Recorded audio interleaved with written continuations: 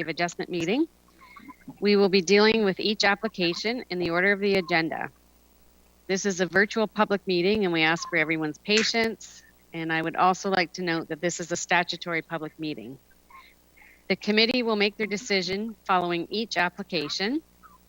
Anyone interested in the decision must notify the Secretary Treasurer, Sherry Mott. Please list the file number and your full name and mailing address. The decisions are final if there are no appeals 20 days after the committee's decision. Anyone wishing to speak regarding an application will be given an opportunity to do so. I will ask that any member of the public that wishes to speak to please state your name for the record. Also, please state the application number and or property address that you are commenting on. I will let you know when it's time for you to unmute and to speak. I would also like to remind everyone to remain muted unless you are speaking. Planning staff will be presenting the reports and will be present to answer any questions of the committee or members of the public. Okay, so first I'm going to do a roll call to make sure all committee members are present. Adam? Yes. Alan? Yep. Lisa? Okay, Lisa's not joining us. Marcel's here. And Rudy? Yes. Okay, thank you. The first order of business is to determine if any of the committee members have any disclosures of interest when considering any of the applications we will be dealing with today. Are there any? Okay, there's no disclosures of interest. All committee members should have received and read the minutes of the August 18th meeting. Are there any errors or omissions? Okay, no errors or omissions. Then I have a resolution before me to approve the minutes. Could I have somebody move that? Rudy moves. Adam? Okay, I got Rudy and a seconder. Okay, I got Marcel.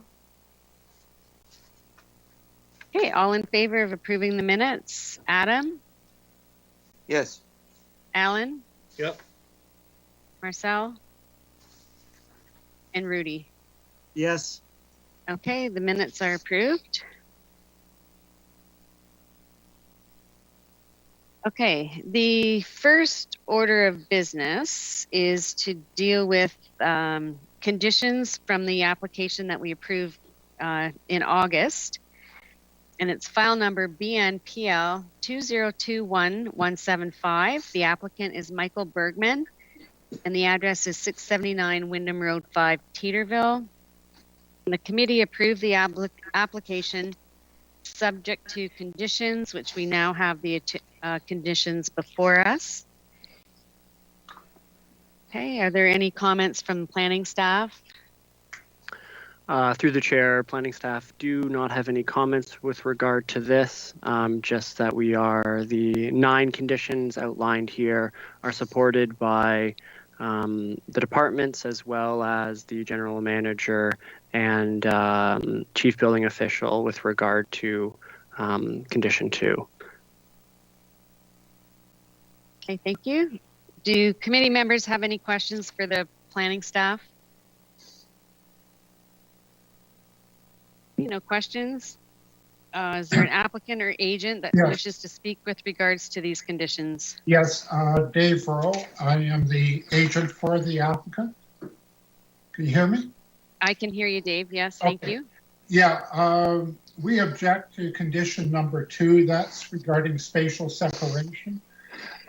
Firstly, county council had instructed staff not to include spatial separation conditions within their consents. Number 2, the condition as it's written has also omitted an option of having an agreement to deal with the condition. But our preference certainly is to have that condition removed from the list of 9 conditions. Okay, I'll ask planning staff to comment with regards to that. Thank you. With respect to the council decision on this matter, it was actually with respect to the agreement signed for spatial separation, not the removal of spatial separation in its entirety from being a condition. That was outlined in 2019 based on a deputation provided by Mr. Rowe. So again, that condition has reflected that deputation and position of council by removing the option 4, which is the agreement section of it, but that does not exclude spatial separation as an item per requirements of the Ontario Building Code. This item was received from the building department, as we do for any condition provided by a department, and we've included it upon their request. May I address the committee with due respect to what staff has just said? In fact, the option of having an agreement would in fact be the only reasonable alternative. To require that a building be either renovated or knocked down is extremely onerous. That certainly was not the intent of County Council. And to place this type of condition, which is not placed in any other municipality where I work, that being Oxford County, Haldimand County, Elgin County, or Brant County, this condition is onerous. Also, I guess it's somewhat academic in that in this particular case, the applicant could not build another accessory building on his property because he already is at the limit for amount of square footage for accessory buildings anyway. The removal of actually that condition regarding an agreement is extremely onerous. I take exception to staff doing that. They certainly did it without any contact with myself or my client. I strongly would recommend that committee simply delete condition number 2. That's my position. Okay, just with regards to condition number 2, and other committee members can comment. I encourage you to comment on this, but it is my understanding that this is a standard condition on all severances that have buildings, I guess, within this calculation. So we do see it quite often. The other comment that I have is if the applicant is not happy with this condition, we could possibly defer this, and I would take it upon myself to go back to the 2019 direction council gave and see exactly what council has said with regards to this, and we could bring it back next month and kind of go from there. So my first question is, Dave, is that something you would prefer that we do? Okay. The problem that I have is with the way they worded the condition, it does not even allow, even if we were to have a situation, it doesn't even allow us to have an agreement, which would be less onerous than the other. What staff have put out is absolutely beyond the pale, in my opinion. I have asked this committee, and this committee has in the past removed this condition from consents that I have been involved with.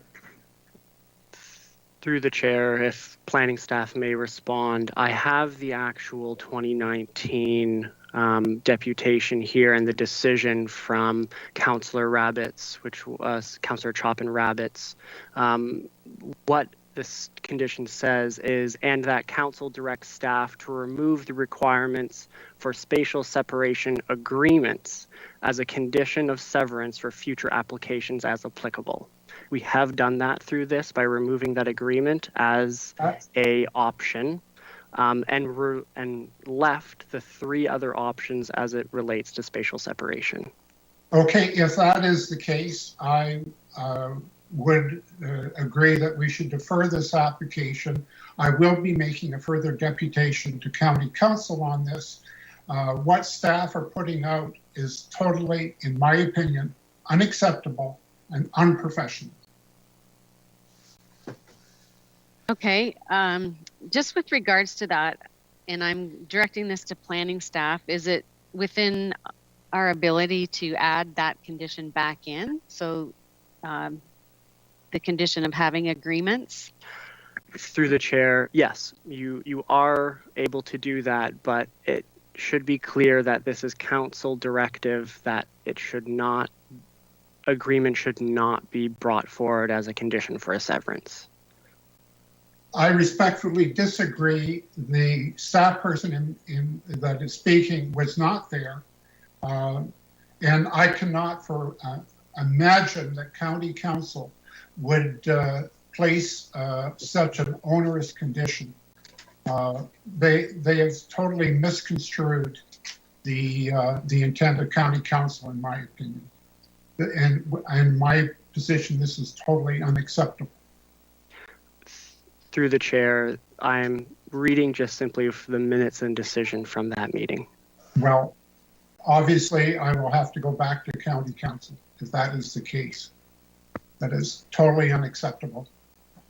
I should add through the chair that this is all under a pretense that if calculations are, if they do determine that there is, the property line does create hazards. So at this stage, these calculations have not been completed. So if this item were to be deferred, formal calculations could be done to determine if this condition is actually applicable in this matter. Okay, Marcel? You got to unmute. I still don't hear him. Oh, There we go. okay, thank you. I understood when we granted this acreage to be added to this lot, it was for the purpose of a septic system. No buildings were going to be built on that property. So it's just a matter of a septic system that we have okayed. So I can understand why there's all this talk about the distance of another building. It was just for a septic system that we had approved. Through the chair to member, this is with respect to the structure on the retained lands. So when the boundary adjustment's being altered, now the boundary of the severed lands or the residential parcel is so close to that retained land farm structure that it's creating these spatial separation concerns. So if the property line were to be adjusted, if the structure would be removed, or if the structure were to be updated for appropriately based on the Ontario Building Code, that would address the spatial separation concern. So this building code takes an effect septic tanks, does it? Septic systems? No, none. I actually can't. I'm not a professional within the entire Ontario Building Code, so I can't comment on that, but I believe that this comment is directly related to the south exposed facing wall of that existing barn located on the retained lands.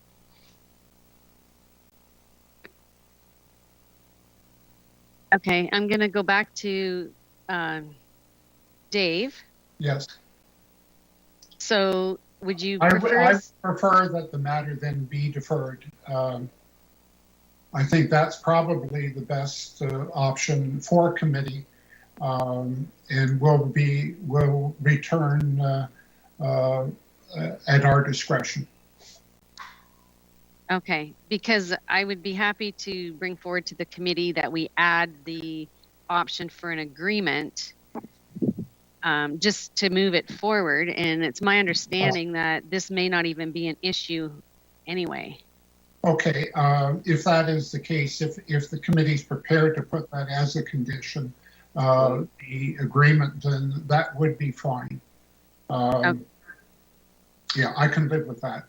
Linda, Yes? I'll move a deferral.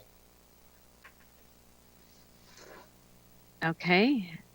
So Alan's moving for a deferral. Do I have a member second that deferral? Rudy seconds the deferral. Okay, thank you. Okay. All in favor of deferring? Adam? Yes. Alan? Yeah. Marcel? And Rudy? Yes. Okay. These conditions then, the application is approved subject to conditions, but the conditions have been deferred. Thank The you. I guess the application in whole will be deferred. Thank you. Okay. Well, I think just Linda, before we move on, I think we've already approved the application subject to these conditions, but we're deferring the condition portion of the approval. I guess that's how Okay. you want to say it, right? Right. Okay. So I'll make that clear.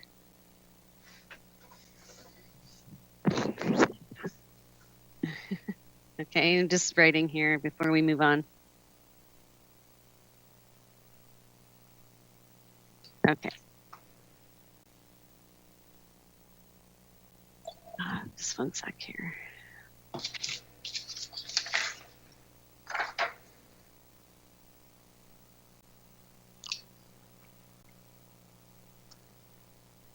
And if I could just ask the planning staff, the next time we get one of these lists of conditions, we could get a little bit of background as to which application it applied to, so I don't have to go searching for the whole. I'm not expecting the whole application of the whole report, but just the mapping to refresh our memories. Through the chair, of course, we can maybe include the presentation points from the previous one, and then if helpful, staff can always just provide a bit of background information on what file this was attached to. Yeah, just to remind us which one. Thank you. Okay, moving on. The next application is file number ANPL 2021-222. The applicants are Ryan and Shannon Harris. Address is 44 Murray Street East in Victoria, and this is for a minor variance, and I will ask planning staff to give the report. Thank you, Madam Chair. As noted, this is a minor variance to permit relief of Section 321A and G of the zoning bylaw, resulting in an additional 1.01 meters from the maximum permitted height of 6 meters, an additional 67.29 square meters from the maximum permitted usable floor area, in order to build an accessory structure to serve as a workshop. The subject lands are approximately 1.01 acres in size and fronts onto Murray Street East in the Township of Victoria. The lands are zoned hamlet residential and designated hamlet and currently contain a single residential dwelling. The surrounding land uses are agricultural at the back of the lot, with the remaining surrounding lots zoned residential hamlet. The staff reports provides detailed summary on how this proposal is consistent with policies outlined in the PPS and the official plan. Planning staff consider the subject application to meet the 4 tests of a minor variance and recommend that this be approved. Okay, does the committee have any questions for planning staff? Okay, no questions for staff. Is there any member of the public that wishes to speak regarding this application? Okay. Staff are recommending the application be approved. Could I have a member move that recommendation? Adam? Okay, I got Marcel. Oh, And seconder? I'll second it then. Okay, Adam. thank you, Adam. Okay, in accordance with section 45 1 of the Planning Act, the requested relief is considered appropriate development, minor in nature, and maintains the general intent of the official plan and zoning bylaw, and no public input was received and therefore has not been considered as part of this application. All in favor of approval? Adam? Yes. Alan? Yes. Marcel? Yes. And Rudy? Yes. Okay, the application is approved. Okay, the next application is file number ANPL 2021238. Applicants are Karen Elms and George Gearlinks, 387 Cedar Drive, Turkey Point, and that's for a minor variance. And I'll ask staff to give the report. Thank you. Through you, Madam Chair. An application has been received to permit the construction of a 2-story accessory boathouse requiring relief from lot coverage, usable floor area, and maximum building height. The subject lands are located at 387 Cedar Drive, and the lands are approximately 670 square meters with 19 meters of frontage on the west side of Cedar Drive in the resort area of Turkey Point. The subject lands contain an existing vacation home, and until recently contained a 75 square meter 2-story boathouse. In the report, that is shown as Figure 1, and small accessory shed. The shed in the boathouse has been demolished as of spring of 2021, and no accessory structures remain. The intent of the subject application is to replace what was the existing boathouse with a similar 2-story boathouse, which is 81 square meters in footprint, approximately 6 square meters in increase from the original. The property abuts a canal to the west, which grants the subject lands water access. The surrounding lands contain similarly sized boathouses, low-density residential, seasonal vacation homes, and accessory structures. In terms of discussion points, what I want to highlight is a few items in this report and this application, specifically as it relates in general to 2-story boathouses within our resort residential area. When it comes to these 2-story boathouses and boathouses in general, planning staff has a hard stance that no habitable space is permitted. So when it comes to these boathouses, it's critical, especially for 2-story boathouses, that we ensure that no habitable space could be allowed, or at least structurally designed that does not facilitate these 2-story habitable space. Upon staff's site visit, we did see that there are, plenty of these 2-story boathouses along the canal and Cedar Drive, and many of them are either operating out of non-complying or conforming use, or otherwise because there does seem to be habitable space in a lot of them. So staff are aware of what's happening kind of within these resort residential areas, and find that you can have a proposal that might be similar in height or use, but we still need to ensure it complies with our zoning.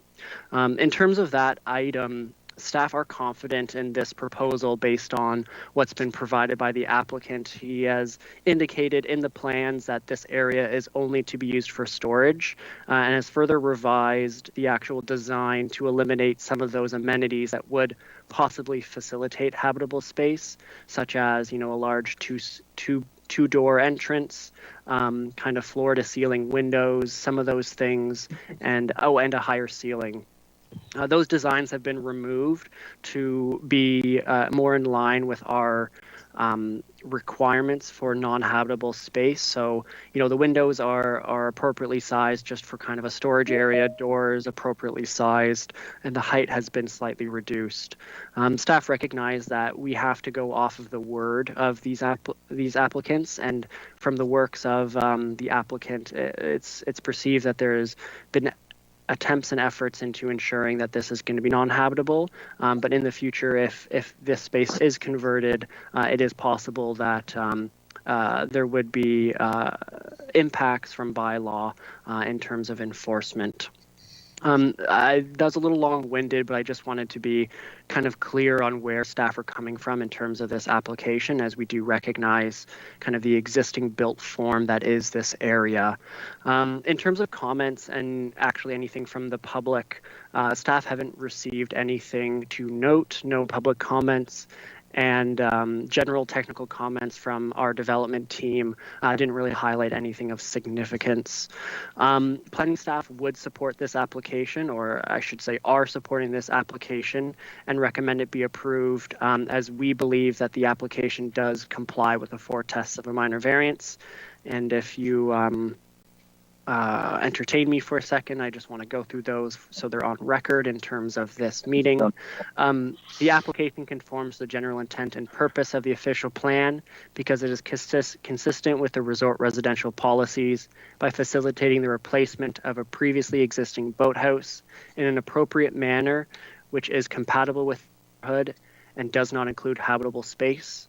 The application conforms to the general intent and purpose of the zoning bylaw as a boathouse without habitable space is permitted, and the variances requested promote an appropriate use in line with the resort residential zone. The application is desirable for the appropriate development of the land as the redevelopment reinforces the existing character of the community and surrounding landscape through compatibly sized development. And lastly, the application is minor because the development allows for suitable amenity space for a lot while still ensuring the boathouse remains secondary to the use and scale and principle, as well as the minor nature of this proposal will have no perceived adverse impacts on neighboring lands.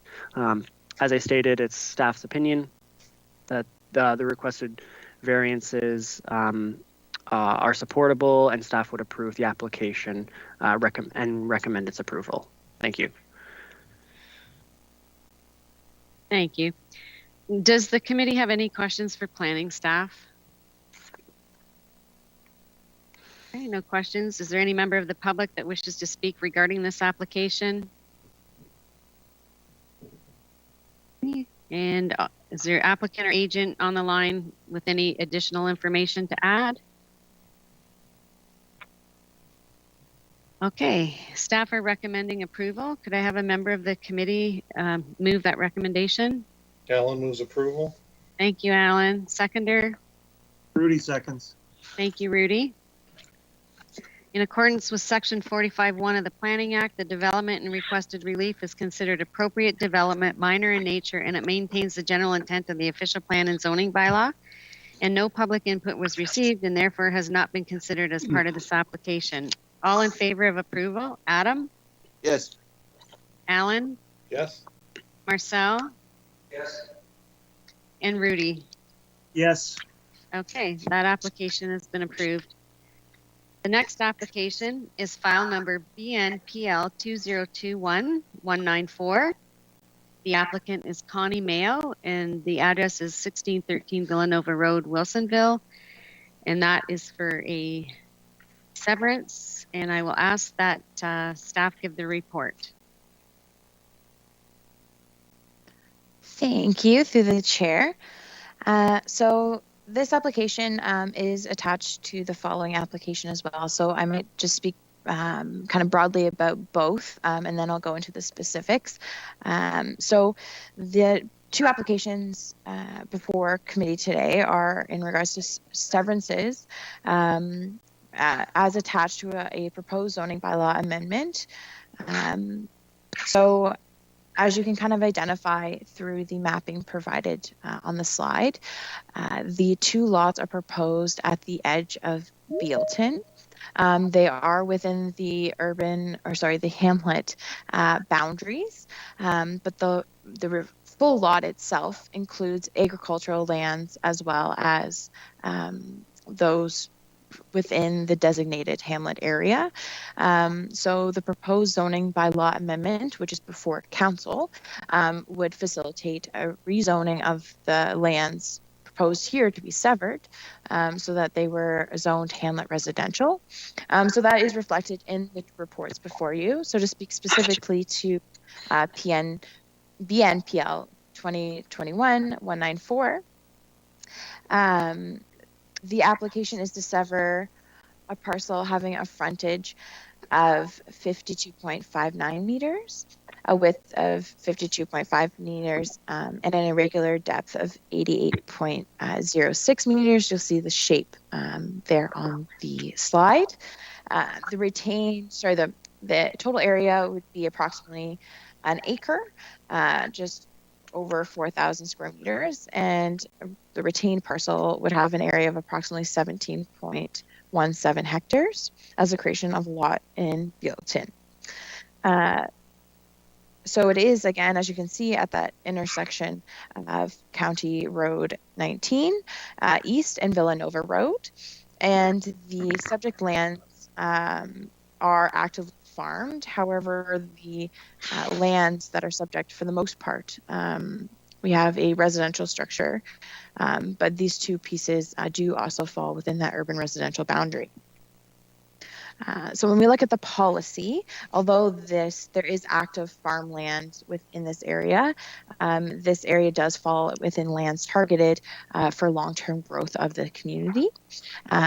So with that, and looking at the proposed zoning bylaw amendment, looking at the hamlet area as well as the proposed size of the lot, staff do feel that it does conform with the official plan, and subject to that zoning bylaw going through, it would then also comply with the zoning bylaw. So you'll note in the conditions provided that zoning bylaw is obviously conditioned there. But with all of that in mind, staff consider the application to be consistent with the PPS and conform to the official plan. And staff support the application and recommend that it be approved subject to the attached conditions, including that zoning bylaw amendment, which will be before council at the end of this month. Okay, thank you. Does the committee have any questions for planning staff? Is there any member of the public that wishes to speak regarding this application? As agent, I would like to speak at the right time. Okay, go ahead. Please state your name. Thank you. It's Mary Elder. I'm agent for the applications. And I have no problem with the condition for the zoning and everything about it. Just some of the conditions I was concerned about. I spoke with Nicole yesterday, but I'm not sure if they have been revised as we had discussed. Okay, I'll ask Nicole to address that. Yeah, so I can speak to that. So the conditions are as they were provided to the committee in their package, but I can indicate to the committee with what their conditions look like right now before them, what the proposed changes would be if committee is prepared for that. Okay, go ahead. So the discussion was around a couple. So on this file, condition 6, there was a question about removal. So the building department has requested evaluation of on-site sewage systems on the retained, so this is included in both 194 and 195. So I, from my discussion with Mary, and please correct me if I'm wrong, Mary, there's kind of a redundancy, I think, felt with this condition. I did have a discussion with building, and I think their interest or why they put it in the first place would be just in the event that one severance wasn't completed, it would still recognize kind of it's covering the bases, but it would be up to committee if they wanted to kind of keep that loop back there. And then the second one is number 7 in a similar kind of thought. And when I discussed with building today, their proposal was to amend the condition. It currently says the requirement for location of a well on retained lands. The proposal was on the properties retained or severed as needed. And again, it's the same idea, just to kind of cover the bases, but the understanding from the building department would be that, of course, if there is no well to evaluate, then that condition would already be filled. Again, it's just more covering the bases, assuming if there's any issues with both conditions going through. And I believe, and then the last one is condition 9. And so it's just really pertaining to the existing accessory structure, which doesn't meet the zoning bylaw. But with the application proposes that it would be removed. So staff would be amenable to including an additional kind of caveat that instead of providing the measurements, if the structure is completely removed or all structures are removed from the site, as if it was going for redevelopment, that we would just want proof of demolition. So a letter from the planning department confirming that the site is fully demolished and clear. So we could provide that as well as an alternative. And again, I think the spirit is maintained with that condition. The idea is just to make sure that it is in compliance. Okay. I'm just looking at the condition numbers. Now I know, okay, so the report numbers are different than the decision numbers. So they're off by 1. So was there another condition added?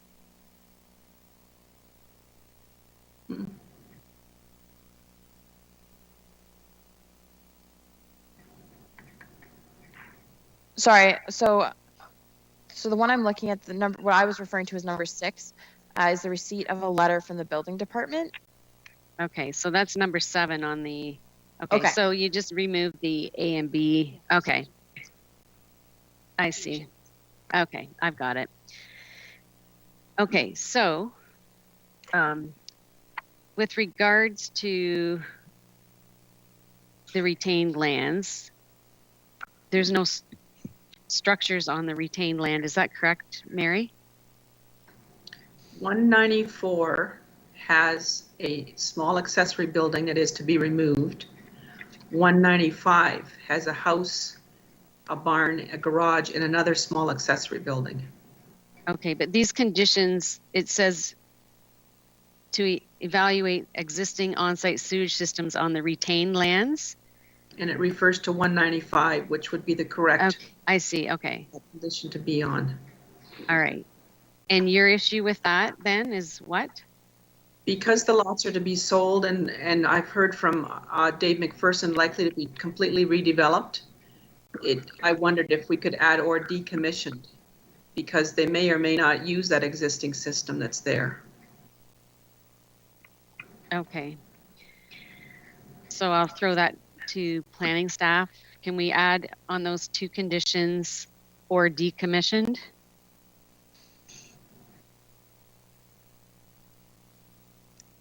Yeah, that wasn't the kind of the option provided by building staff in discussion today. But the intent, as long as the intent is maintained. If I could, to the chair, it sounds to me like building wants to ensure that there will be an operating system on the lot, which absolutely Correct. is needed. So how we're going to get there, I'm not sure. Okay. Do any of the committee members have any comments with regards to these conditions? So just so that I'm clear, Mary, what you're saying is it may not be the system that's there today, but it will be a system of some description in the future. Right. So maybe we could say something about, or there's plans for a new system.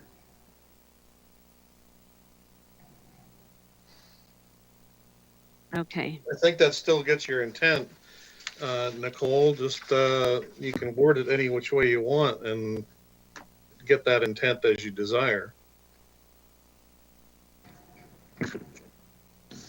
Okay. So Nicole, if I add then, or the existing system be decommissioned in a new system, replace it? Yeah, I think that would meet the intent. And building staff did seem amenable to acknowledging that the system, there's many potential outcomes with lots such as these, as where they'll be kind of when they're fulfilling conditions, so that they could work with what's provided, as long as as Mary indicated, ultimately we're just making sure that there is a working system available on the site. And so that there would be some requirement that either this one's decommissioned and a new one's installed, or this one is acknowledged and evaluated. Okay. So through you, Linda, I guess what the building department is saying, I'm assuming that a system of some description has to be either in the plans or in place to get a permit anyway, to get a building permit. Right. Okay. But okay, yeah. Just one of the parcels though has a existing house on it. So, people do change their mind and they may end up, living there for several years before it's ever demolished and replaced. So I'm just going to add for both of those conditions, or the existing system be decommissioned and replaced with the new system. And that should cover it off appropriately. Okay, so with that change to the conditions, staff are recommending approval. And could I have a member of the committee move that recommendation? Can I just interject for a second? Oh, sure. Yep. Is Mary comfortable with the other two conditions that were discussed? Mary, are you there? Yes, I am. I'm just reading it. Sorry, I should have been speaking. Oh, yeah. Okay. Same time. Or separate as needed was to be added to your number 8, and that's fine. And then number 9 on here, which would be number 10, yes, for the chair, would be, or that confirmation that all structures were removed. Yep. Yes. So those would client, yes. Okay. So we're good with then those two changes, and the remaining conditions are good. Okay. So could I have a member move the recommendation of approval with those two changes to the conditions on my decisions, which would be conditions 7 and 8. And I'll 10. I'll move approval on that. Oh, and 10. I'm not changing 10 though. Alan moves approval on that. Thank you, Alan. That was the demolition option. Okay, so I'm leaving that one as is. Okay. And the seconder? Marcel. Thank you. Okay, the subject application is consistent with related policies of the Provincial Policy Statement 2020 and the Norfolk County Official Plan, and no public input received, and therefore has not been considered as part of this application. All in favor of approval? I have Adam? Yes. Okay, Alan? Yes. Marcel? And Rudy? Yeah, Okay. That application is approved. Okay, the next application is file number BNPL 2021-195, Connie Mayo. The address is 1613 Villanova Road, Wilsonville. And it's for severance, and I'll just ask Nicole, I know you kind of covered it in the first application, but if you want to add to anything. Yeah, absolutely. Through you, Madam Chair. So this parcel would be the one to the south now that we're referring to. So the application has been received to sever parcel, having a frontage of 100 meters, and a regular depth of 54.15 meters, and an area of approximately 5,476 square meters, or about 1.4 acres.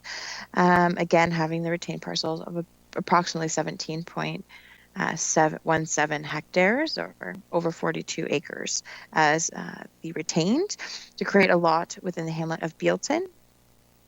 So very similar in instance, the outlier, of course, being that this does have structures on it.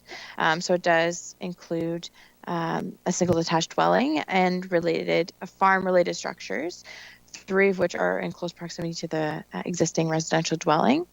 The proposed severed lands is expected to include the 1 single detached dwelling at this point, as well as 2 accessory structures with 1 of which will be removed. Sorry, 1 additional that would be removed. If you just go to the next slide, Scott, I think, sorry, maybe it's the next one. Here we go. Thank you. Just so for this one, the barn that you can see to the right exists kind of in front of the dwelling, which is kind of more centered. And you can kind of see the proximity of the 2 in the center top photo.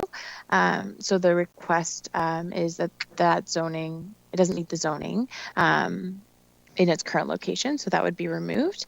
And just similar to the last conversation, Mary did propose to staff on behalf of the applicant, so the agent, some adjustments to the conditions, which I can, very similar to what we just went through. So the condition would be 5 on the committee, 6 on the chairs, I believe, which would include the decommissioning, or alternatively, you could the well on the associated properties if required.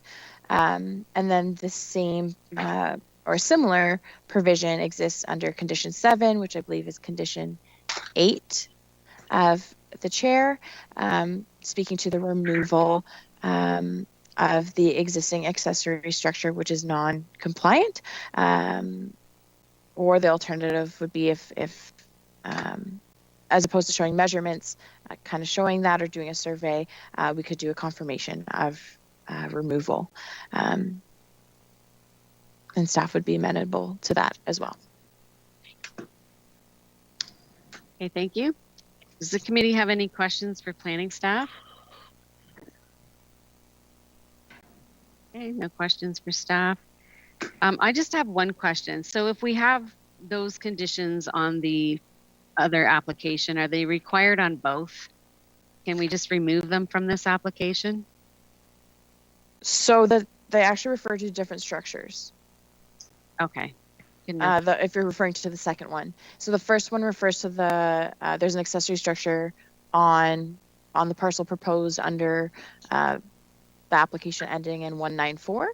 And then under this one, the structure, which you can see the top right, is the structure in question, which would be not in compliance with the zoning bylaw. So yeah, they could be addressed at the same time. We would just do a letter would be provided by planning staff confirming the removal of the structure. And as they are farm structures, a demolition permit is not necessarily required. Okay, but I'm actually referring to the receipt of a letter from the building indicating the evaluation of the on-site sewage system. Is that required on both applications? So this is the one that actually pertains to. So this lot would be actually on the associated properties, or it should say on the severed lands. I believe that was just an error, a typo. But this is actually the property that would have the well on location. So it'd be up to the committee to decide. Again, the intent would be to make sure that there's a functioning well provided for both lots, and that that is confirmed before severances occur.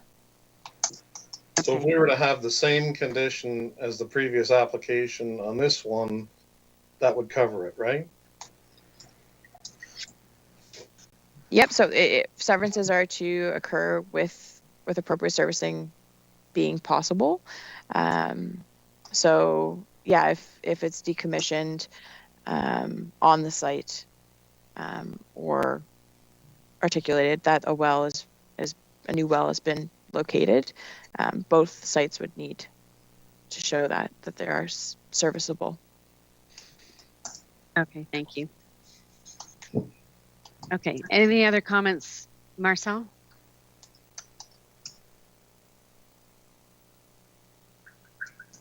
You have to unmute. Is there a well on this property right now? Yes. So there is a well on 195.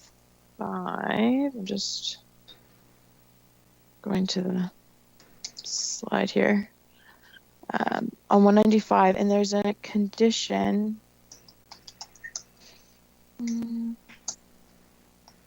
So I'm just trying to find them.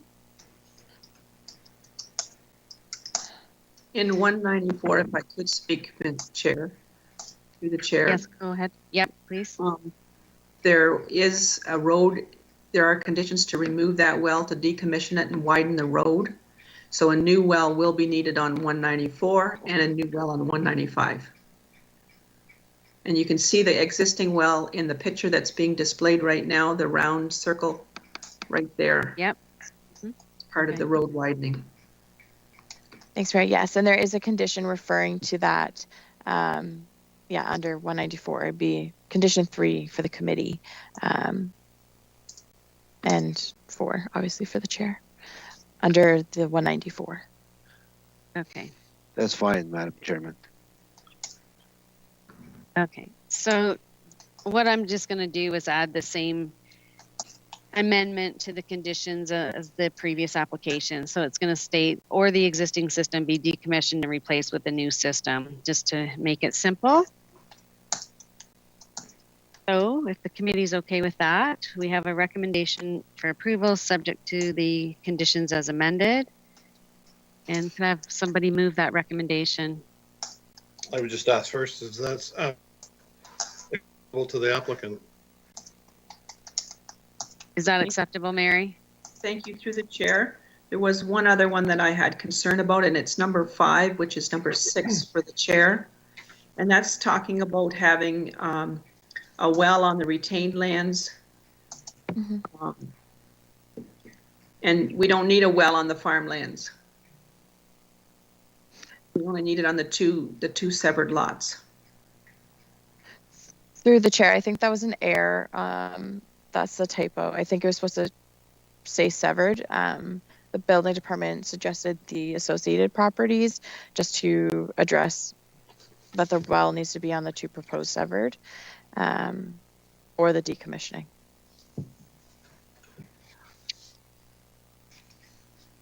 Okay. Now, Mary, when you're referring to that, which application are you talking? Because we've already dealt with 194. So on 195? On 195. Okay. Number 6, I think you'll have.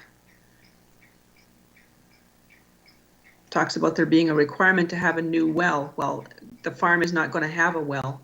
Okay. So so it says retain lands. I'm going to say on the severed. Thank you. Okay. Okay, I think we can move on. So, with regards to application 195, I've amended the conditions that I think are acceptable to Mary. And we have a recommendation for approval. And could I have somebody move that recommendation? Alan moves approval for that one. Alan, thank you. And a seconder? Rudy seconds. Okay, thank you, Rudy. The subject application is consistent with related policies of the Provincial Policy Statement 2020 and the Norfolk County Official Plan, and no public input was received and therefore has not been considered as part of the application. All in favor of approval? Adam? Yes. Alan? Yeah. Marcel? Yes. And Rudy? Yes. Okay, that application is approved. Thank you, Mary. Okay, the next application is file number ANPL 2021-213. And the applicants are Tyler and Beverly Smith. Address is 2368 Norfolk County Road 24 East, Simcoe. and it's for a minor variance, and I will ask staff to give the report.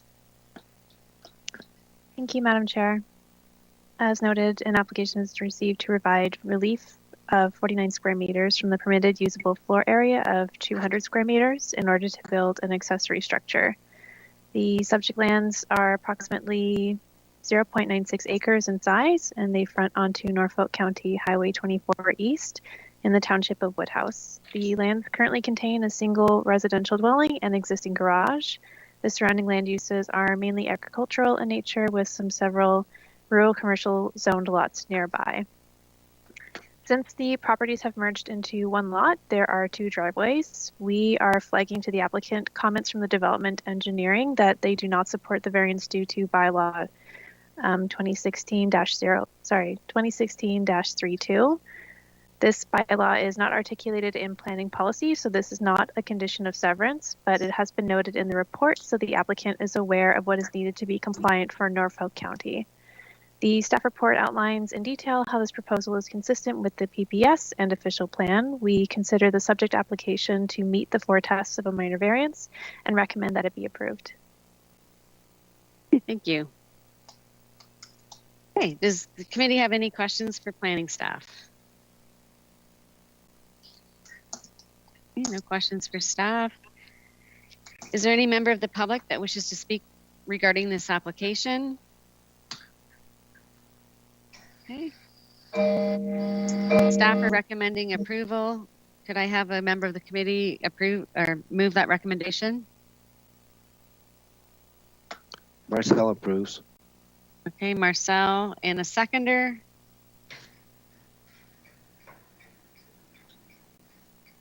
Alan will second that. Thank you, Alan. In accordance with Section 45(1) of the Planning Act, the requested relief is considered appropriate development, minor in nature, and maintains the general intent of the official plan and zoning bylaw. And no public input was received and therefore has not been considered as part of this application.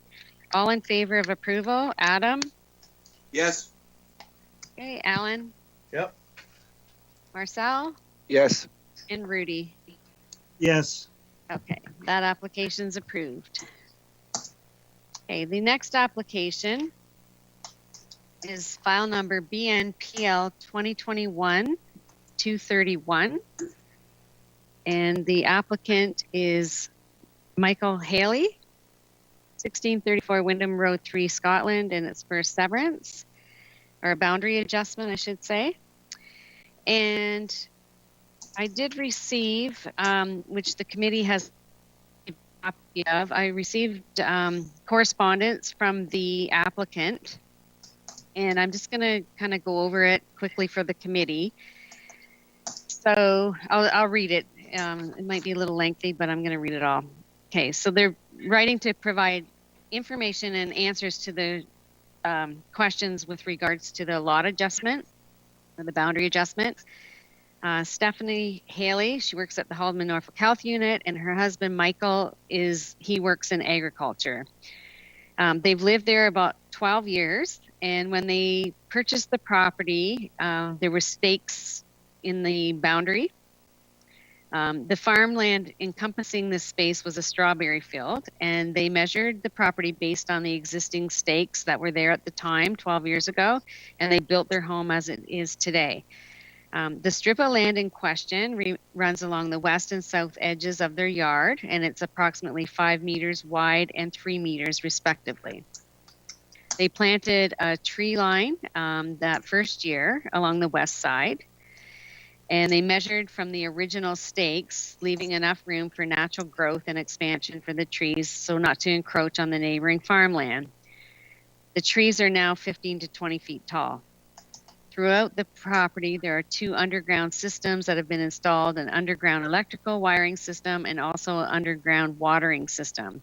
There's also a propane tank on the west side of the property beside the tree line that has underground piping and lines to their house. All of the above, the tree line, wiring, water, and propane systems are within the strip of land. Digging them up would render the rest of the underground wiring and watering systems inoperable, and replacing the trees at their size is impossible. So she says, fast forward, during an assessment of a neighboring property, the stakes in their property were located. They noticed that they were not where the old stakes were 12 years ago, and they were quite shocked and upset. So they called their neighbor, who now owns the farmland, and he was understanding and in favor of them applying for this lot adjustment. They've lived there and kept up with this strip of land in question for 12 years.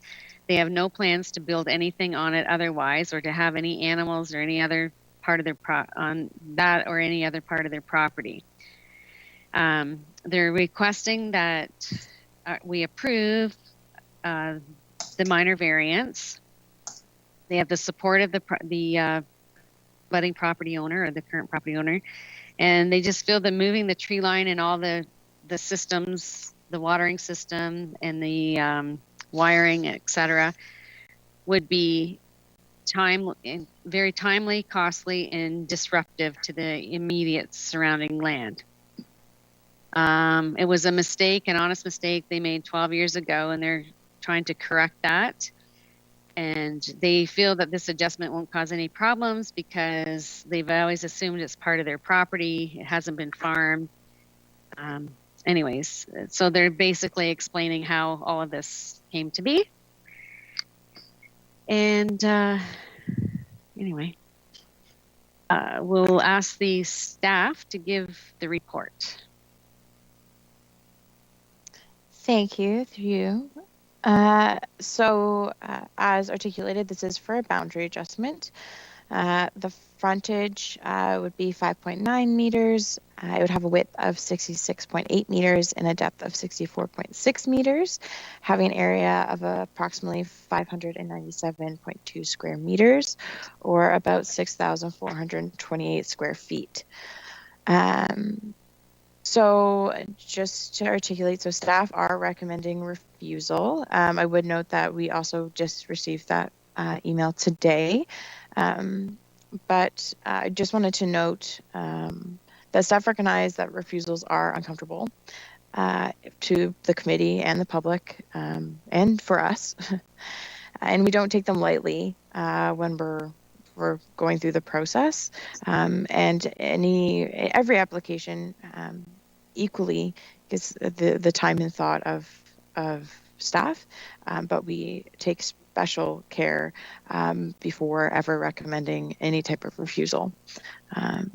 So with that, kind of to articulate the reason for refusal on this one, based on the information provided with the application. The application or the applicant, I should say, as they also identified in the letter read by the chair, identified the burial of services, including an electrical line and propane line, as their technical issue. So as the committee knows, when we look at lot adjustments in agricultural areas, they are only permitted for legal or technical reasons, which is what staff are then looking for to justify any type of boundary adjustment. It is the opinion of staff that it is the responsibility of the property owner to be aware of their property lines and to ensure that infrastructure is placed appropriately within the owned lands. Furthermore, it is the opinion of staff that the incorrect placement of infrastructure alone does not warrant a technical reason, although we don't feel it meets the technical component as intended in the provincial policy statement. The proposed use for the benefiting parcel is not agricultural, as we understand. It is for residential use, and therefore it doesn't facilitate the protection of long-term agricultural in any way. Therefore, it's the opinion of staff that the subject application is not consistent with the PPS 2020. We do acknowledge that the proposed boundary adjustment would have little effect on the surrounding farm. The intent of the policies, both in the PPS and the official plan surrounding boundary adjustments, are to ensure that boundary adjustments are limited and only for legal or technical issues. So again, staff don't consider the proposed to meet the intent and purpose of the official plan in this regard. So with that, we are recommending refusal, but of course that decision belongs with the committee. Okay, thank you. Okay, do any of the committee members have questions for planning staff? Yes. So just to be clear, this is in cooperation with the farm property owner. Correct? So is that for staff? Well, or the chair, because Linda read the letter, and I think that's where it was articulated, was in the letter. Yes, so the applicant is suggesting or has indicated that the farm property owner is in support of this request. Okay. Thank you. And through the chair, any application for a boundary adjustment would come from the property giving land. So they are signees of the application in that regard as well. They have to sign off on it, and we can attest to meeting said owner on our site visit, and he's well aware of the proposal. Thank you. Thank you. Any other questions from committee members? Yeah, Madam Chair, Rudy speaking. Okay. So the final lot size here with this proposed boundary adjustment ends up being 1.06 acres. I mean, again, I think that falls within the lines of the planning department. They'd like to see a lot size in the country of around an acre. So this makes it just over an acre. And based on the letter that you read from the applicant, I mean, I can't support a refusal. I mean, that would just be silly on our part, in my opinion. I mean, these people have tried to comply. And the interesting thing I find in the report, too, under other information, it says planning department staff have completed a site inspection and are of the opinion that the requested severance is appropriate in this instance. In the next paragraph, the conclusion is it's inconsistent. So I'm confused. And then the resulting report says refusal. So anyways, that's just adds a little bit more confusion to the whole application. But from my perspective, I could not support a refusal here. I would support approval. Through the chair, that was a typo.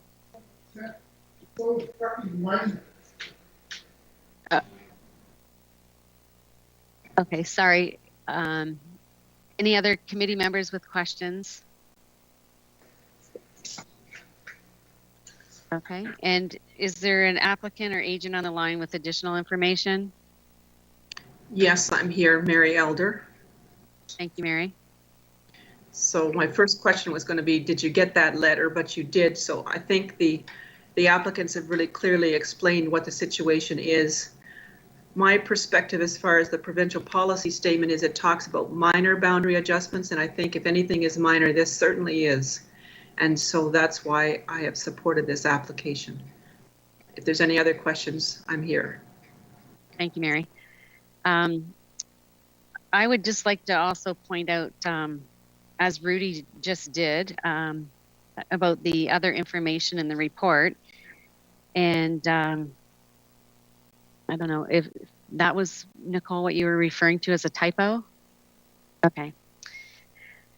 Well, I'm in agreement with Rudy, and I would suggest that the committee approve this application subject to the conditions, and we do have conditions outlined on the decision.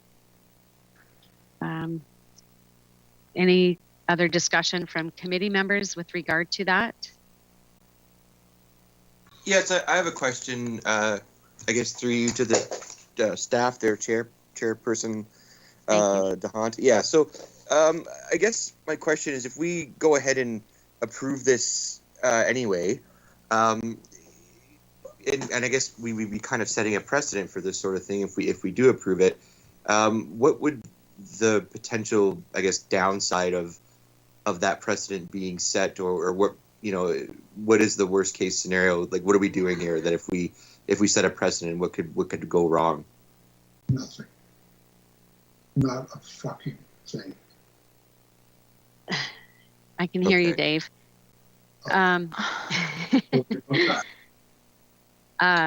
Okay, so first ask planning staff if they would like to address that. But just as the chair, the agent for the applicant, Mary Elder, has indicated that this falls within what she feels is a definition of a minor. And I agree that the end parcel would be 1.06 acres, which is standard for, I would say, and Nicole can comment on this, relatively standard is 1 acre. So it's just slightly over the 1 acre standard that, or precedent that has been set for severances. And any other comments, Nicole? Yeah, through you, Chair. In general, I would say that, every application is unique. So precedent isn't necessarily a thing in planning. Obviously, there are consistencies, but as far as like an individual case, obviously each case we look at the individual components.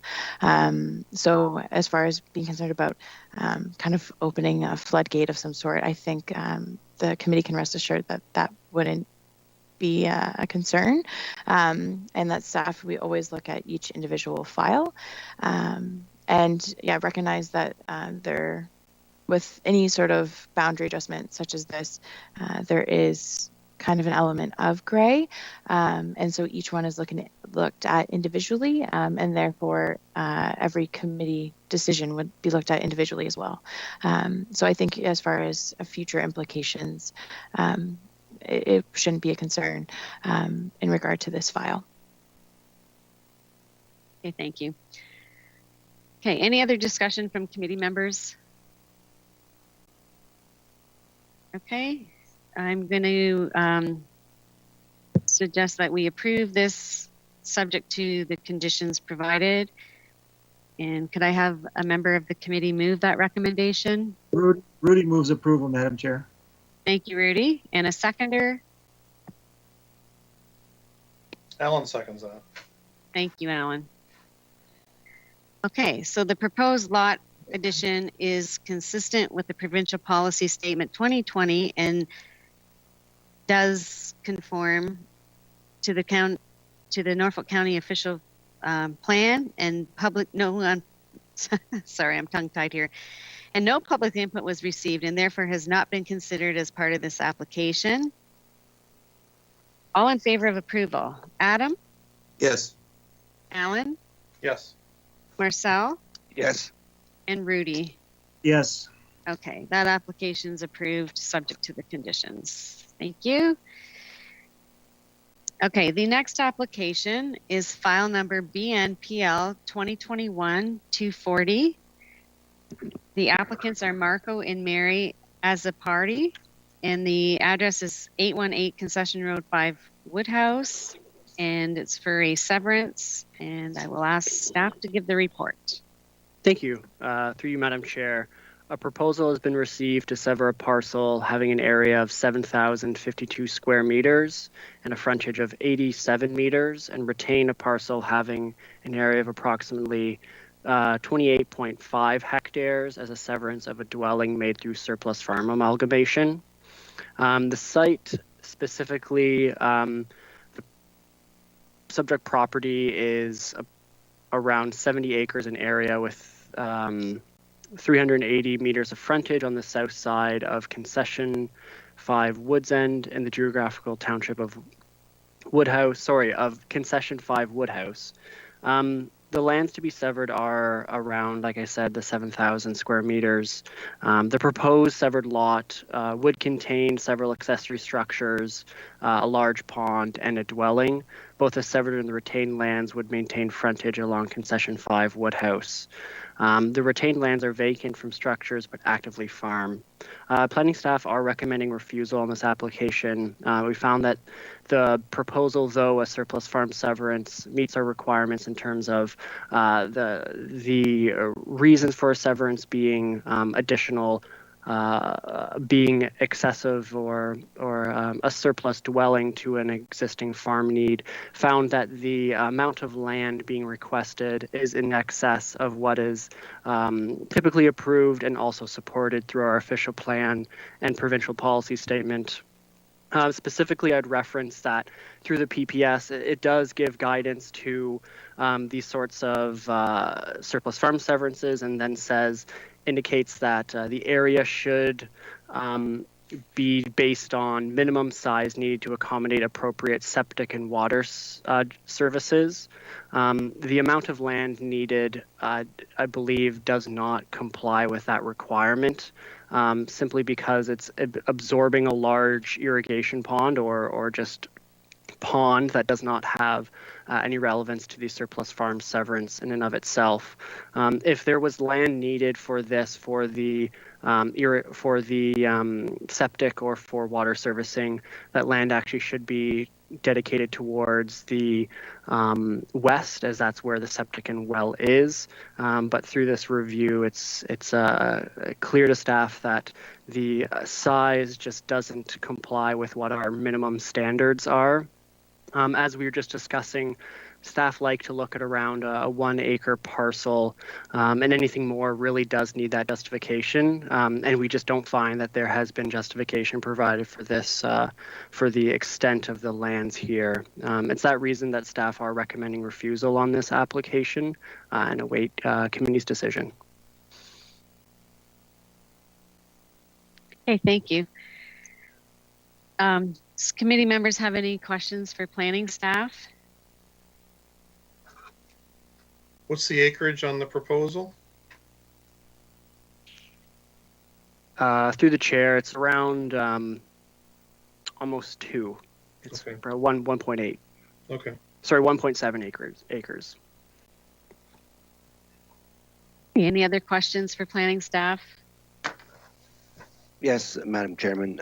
Is some of this land usable for farming purposes or not? Through the chair, I'd want to confirm maybe with the agent. It's my understanding that this pond was used as an irrigation pond, so it may have use to the retained lands. But other than that, the majority of the requested lands is related to that pond, to that area. Okay, is the agent on the line? Yes, I am, Mary Elder. Okay, thank you, Mary. So we had a question with regards to the pond. What was? We'll go back to that. Who had asked that question? Through the chair, it was planning staff. It was the question of the use of that pond, if there's anything related to the agricultural practice, or if that area is currently used, and that was put forth by the committee member Marcel. Okay, thank you. So Can you through respond? Yeah, go ahead, Chair, Mary. in speaking to the applicants, that area of the property was very wet and had a lot of willow trees and sumac, that sort of stuff on it. The ponds are there. It's not used for agriculture at all. It's used for family recreation, which if my slideshow will work and not time out on me here, I would be prepared to show you that. Okay, go ahead, Mary. All right, I hope this works. Through the chair, the agent of the, oh, there we go. I was just going to offer I could give you a hand, but it seems like you got it. Well, I'm hoping. Sometimes I freeze, though. That's the only question. So this is an aerial view showing the property, and you can see the 2 ponds here on the west side and the house. The septic system is in front of the house in the front yard here, and the well is back here in one of the buildings at the back. So they've left this piece over here in the farm and just came, I think it was 10 meters off the side of the house. But on this side here, we've basically come to this edge of the pond to include in the acreage. So I have some photos next. This is taken from the center of the lot, looking towards the road. And you can see the house on the one side. They're doing a lot of renovations just now. and the ponds are to the right side. There is hope to add an addition here of a 2 or 3 car garage. So turning around to the back, this is the grassed area. This is a fire pit area that they use, and there's also gardens in back of that.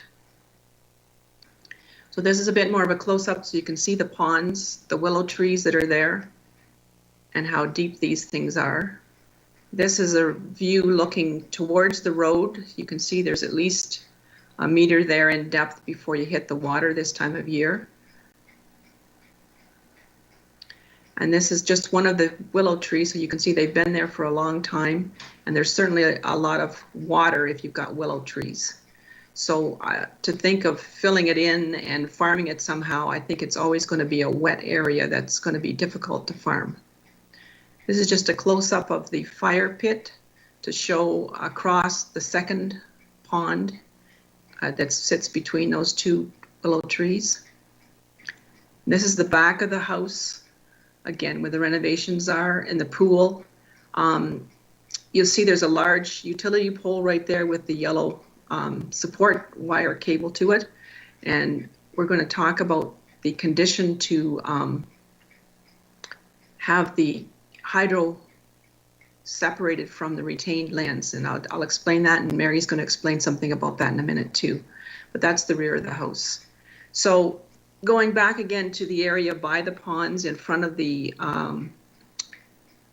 fire pit, I took a picture of 2 of the poles that are on the other side of the pond so that you could have a visual of what they look like and where they're located. And this is where Mary's going to talk to you about that condition to bring the hydro to the front of the house, because she's already been in touch with Hydro One about this. Mary, are you there? She may not be. What she told me yesterday was, instead of just putting 1 new pole in, which is what normally happens when staff add this condition, they have to replace 7. So all of those purple circles, they have to replace. And it's $100,000. So that's a really onerous condition to put on to this lot. And so we're asking that that condition not be required in this particular situation. So that's my presentation. Thank you very much. Okay, thank you. Okay, so I actually did go out and look at this property as well. And I do agree with the agent for the applicant that the land I don't believe would ever be farmed. And from the slideshow that she just provided, where the ponds are, they actually didn't even appear to me like they would be irrigation for the farmland.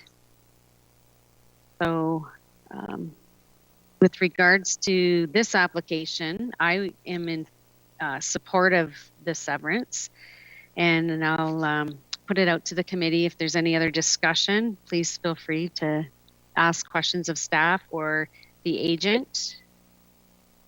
Yeah, Marcel? Madam Chairman, we've done other applications where we've had larger than 1.7 acres. And as far as I'm concerned, if there's not going to be used for farmland, I think this is good planning that we make that 1.7 and grant this. Okay, thank you. Any other comments from the committee members? Yeah, I just have one about the hydro. So Mary, the hydro, instead of doing the 7 pole replacement, you're going to leave the service as it is? That would be the applicant's request. Okay. Madam Chair, I'd move that we remove that stipulation in the of the conditions. Through the chair, if I may, there might be a way to resolve this while ensuring that this severed lot has its own hydro. The intent of this is simply that the severed lot has its own dedicated hydro line, where if a renter were to come in, but that line was dedicated and owned on, and they'd have no say in their hydro and their connection. So a condition to ensure that the severed lot has its own hydro connection and is disconnected from the retained land is preferred. It could be that you don't have to remove all of the hydro lines on the retained lands, simply that just the severed lands are disconnected and has its own connection. And there is a way to word that if you want to explore that in condition 4. So I'm amicable to that modification of the condition. I'll leave it to Chair then to decide if she would like to hear the revised condition 4 or proceed as desired. Okay, so sorry, I have it as condition 3. Okay. In regards to the hydro lines. And okay, I'm not understanding what you're saying, because the applicant is saying in order to provide their property with their own hydro or a dedicated hydro, they have to replace 7 poles. And you're telling me they don't? Through the chair, my requirement for this condition is to ensure that the severed lands has its own dedicated hydro. And my understanding from the agent is that in order to do that, they would have to replace 7 poles at a cost of $100,000. If that's the requirement based from Hydro 1, then yes. Okay, so I'm in favor of Alan's revision of just removing that condition altogether. Any other comments from committee?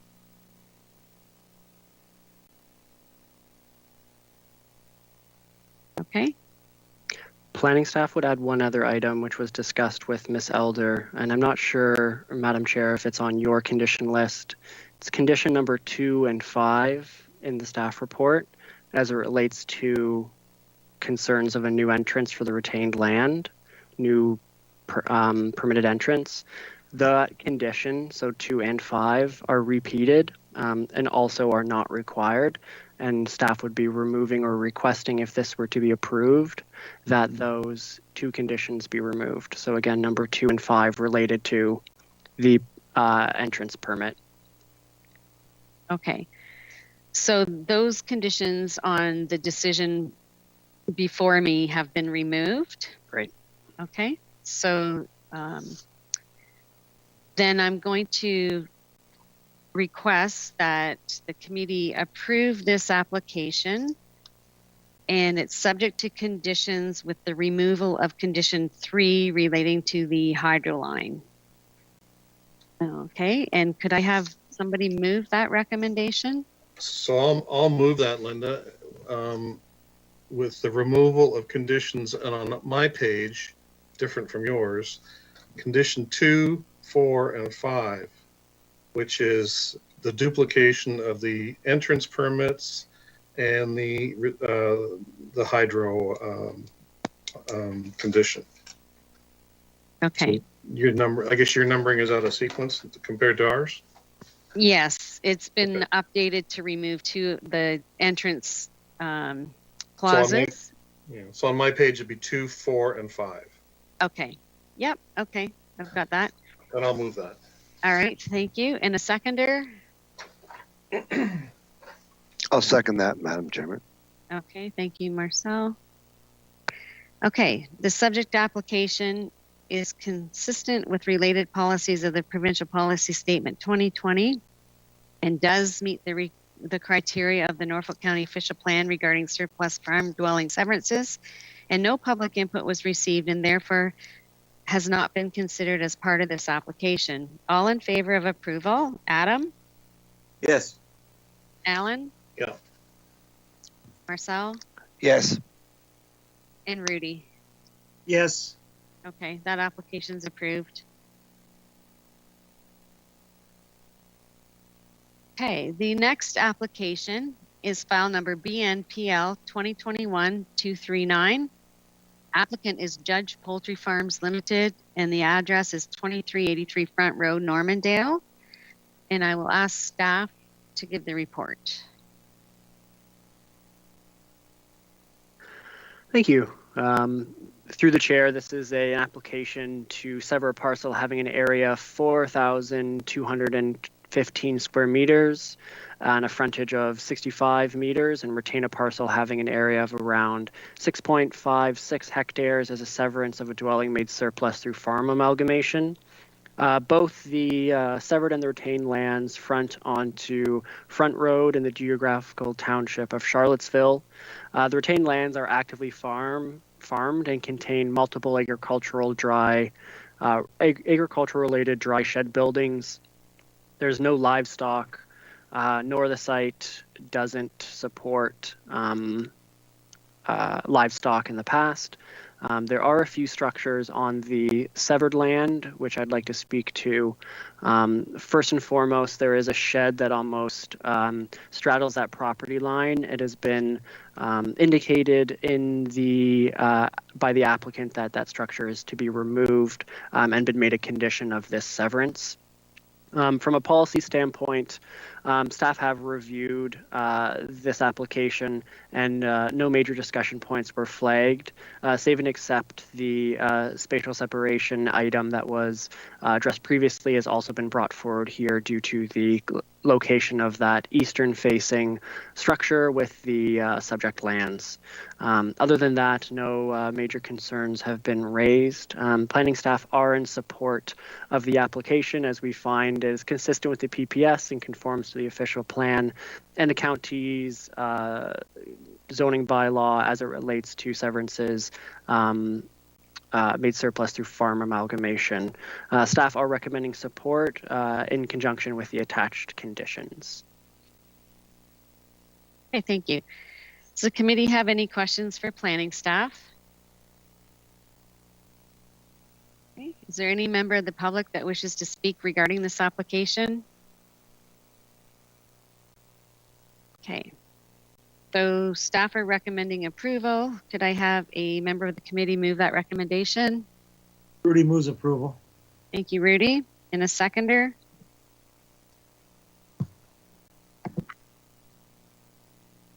Alan seconds. Thank you, Alan. The subject application is consistent with related policies of the Provincial Policy Statement 2020 in the Norfolk County Official Plan regarding surplus farm dwelling severances, and no public input received and has not been considered as part of this application. All in favor of approval? Adam? Yes. Alan? Yep. Marcel? Yes. And Rudy? Yes. Okay, that application has been approved. The next application is file number BNPL 2021-136. The applicant is Lloyd Wood, and it's for 25 Baker Street, Wyndham Center. And it's for severance. I will ask staff to give the report. Through you, Chair. Just to start, I will acknowledge there was an error on this report at the very front of the page. As you read the report, you'll notice that, but it did indicate a refusal where that is not correct. So this application has come before the committee before and was deferred at that time to anticipate the following application. So as I did before, I'll just kind of speak to both as they kind of connect to each other. So as kind of indicated before, this 136 is for a boundary adjustment, which the committee may recall. And at that time, staff indicated that it could not be supported by staff without a severance because the boundary adjustment would essentially create two resulting lots. So as opposed to having one severed lot, there would be a result of two. So it was deferred to allow for the severance to come through as well, which is the following application ending in 227. So with that in mind, with the 227 and the approval of 227 as a condition, staff are in support of the boundary adjustment before the committee. It would create the parcel would have no frontage and a regular width of 444.99 meters or 445 meters essentially. a depth of 75.9 meters and an area of 5.52 acres. It would create a final lot size of just over 26 acres, and this would facilitate a boundary adjustment for an agricultural parcel. Staff do believe that this does meet the PPS and is in conformity with the official plan. And so with that in mind, staff are in support of this application and in collaboration with the next application, do not anticipate any negative outcomes. And so with that, we support it, recommend approval, subject to the attached conditions, and are happy to take any questions. Okay, thank you. Does the committee have any questions for planning staff? No questions. Is there any member of the public that wishes to speak regarding this application? Okay. Okay, so we have a recommendation then for approval subject to conditions. And I'll ask a member of the committee to move that recommendation. I move approval, Madam Okay. Chairman. Thank you, Marcel. And a seconder? Rudy seconds. Thank you, Rudy. Okay, the subject application is consistent with related policies of the Provincial Policy Statement 2020 and does meet the intent of the Norfolk County Official Plan regarding the creation of new lots in agricultural areas. And no public input was received and therefore has not been considered as part of this application. All in favor? Adam? Yes. Alan? Yes. Marcel? Yes. And Rudy?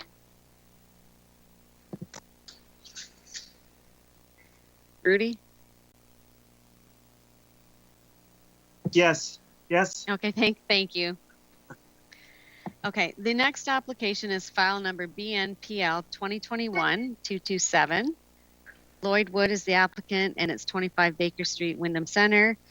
And in the interest of saving time, unless the committee requests, we won't ask the planner to go through the report because it's related to the previous application.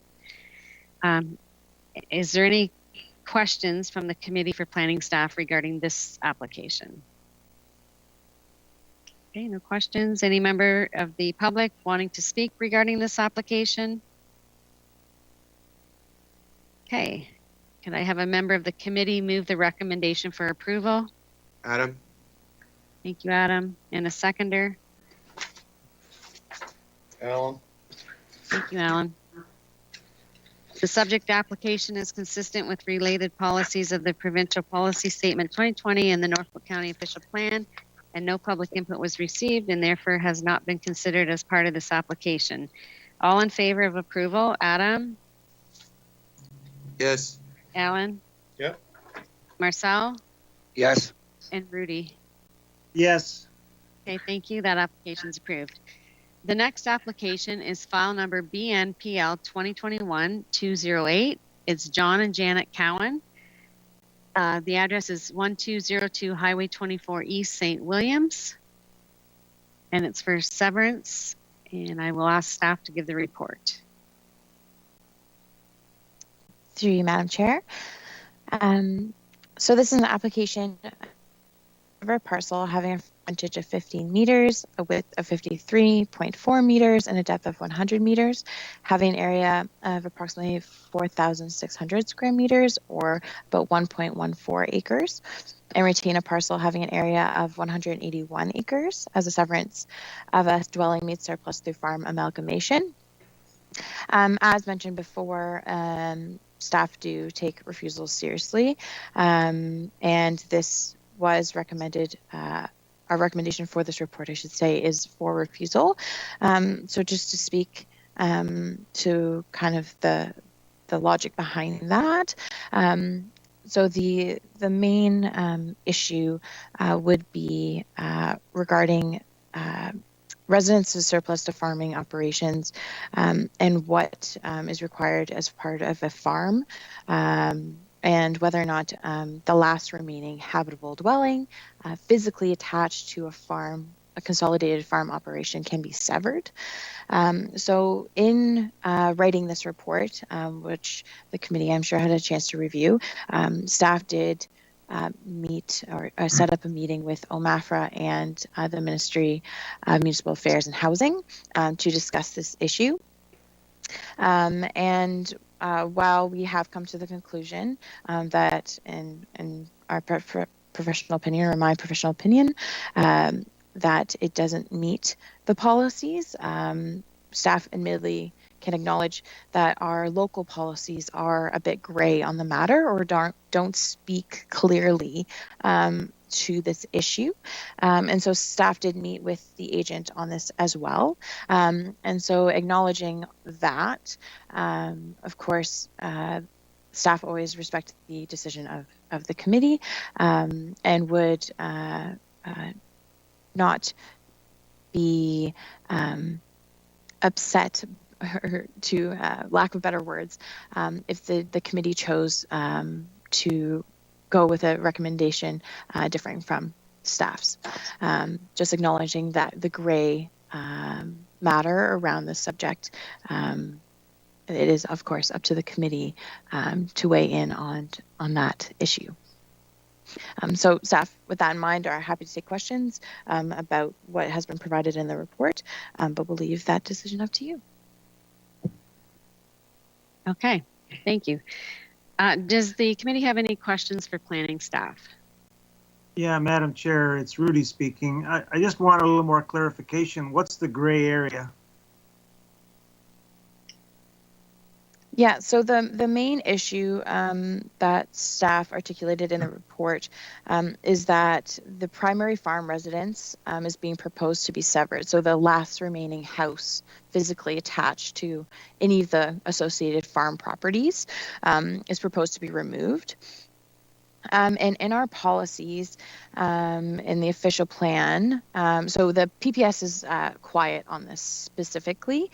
It is the opinion of staff, as articulated in the report, that the intent when this policy was created was to keep that dwelling attached. So the last dwelling, the idea would be to have a dwelling, multiple parcels, in some cases attached, some cases not, as it occurs in Norfolk, but that there would be a dwelling still attached to orchestrate that farm operation.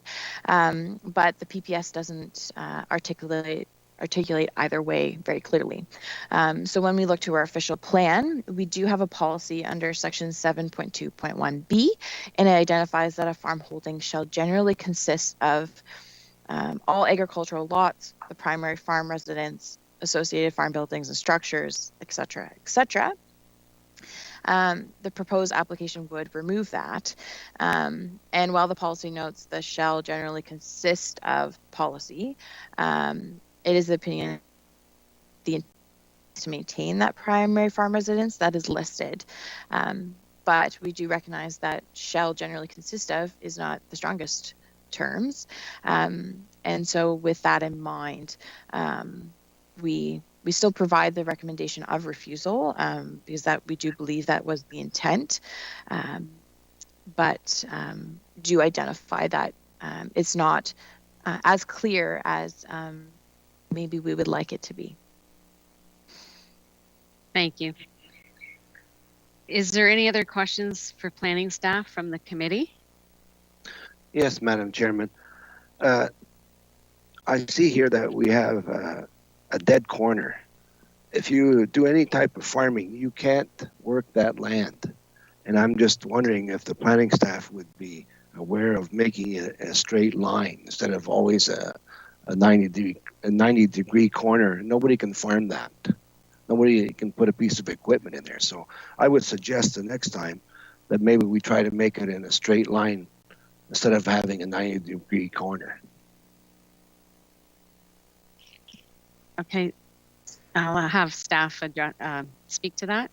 Yeah, so through the chair, so we don't necessarily choose the shape. We can definitely provide recommendations to applicants regarding that. I did note that the shape also is kind of what we would refer to as a lollipop or a flag, which can pose other issues as well, which I am aware of. And it also does expand the area, which if future livestock facilities were included, it does expand it further out into that agricultural area. But we can definitely note that. We just don't necessarily choose the shape that is provided as a part of the application. But 100% we can flag that for future applicants. I would agree, yeah, it's definitely difficult for crop harvesting. Thank you. Any other questions from the committee for planning staff? Yeah, Madam Chair, it's Rudy again. I'm just, if this is the only residence owned by the particular applicant in this case, how can it be deemed surplus?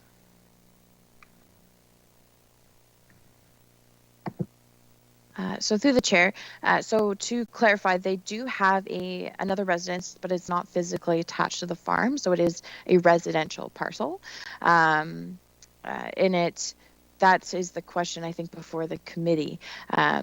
If this is severed, then there is no residence physically attached to that farm, and whether or not staff's opinion would be that the farm operation, the intent of our understanding would include that, but that would be kind of the sticking point for committee today.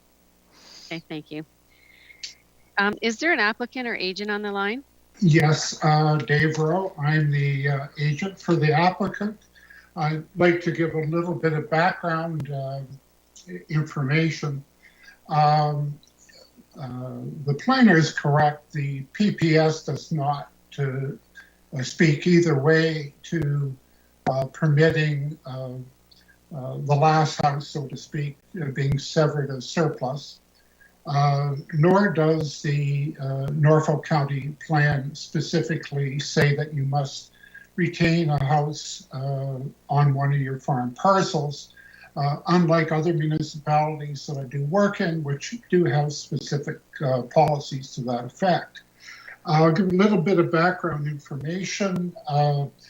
In the past, these severances, this type of severance has been approved, and actually for clients of mine, Prossick Farms, located in former, I think, Townsend Township. I brought this matter to a head directly to committee and confirmed in that case, it's a fairly large corporate farm operation that there are 4 owners, all of which do not own land, that have a house on lands owned by the farm corporation for various reasons. In the case of Prossicks, I did get 2 previous surplus farm dwellings severed, and in both cases they were the final house located on any of their farms. Prior to that, we did have a case where Norfolk County had refused a similar application to sever off the final house. This was in the name of Hugh McNeil. It went to the Ontario Municipal Board. At that board hearing, I provided evidence precisely saying that the Norfolk plan does not specifically require that, nor does the PPS. And in fact, in that particular situation, the county solicitor rose to the board and said that they were not going to call any evidence, that it was clear to the county solicitor that there was no such policy, and therefore agreed to have the board approve the severance. So we do have precedents in Norfolk, and as I say, in the case of Prossicks, as each farm that they acquire, and they seem to acquire quite a few, we have been in the past, and this committee has approved what would have been the final or the last house or the only house being held on lands owned by Prossick Farms. I have actually additional application coming up in the future, precisely the same situation, a corporate farm farming some 5,000 acres, and precisely what they are doing. They have no need for the houses on the farm.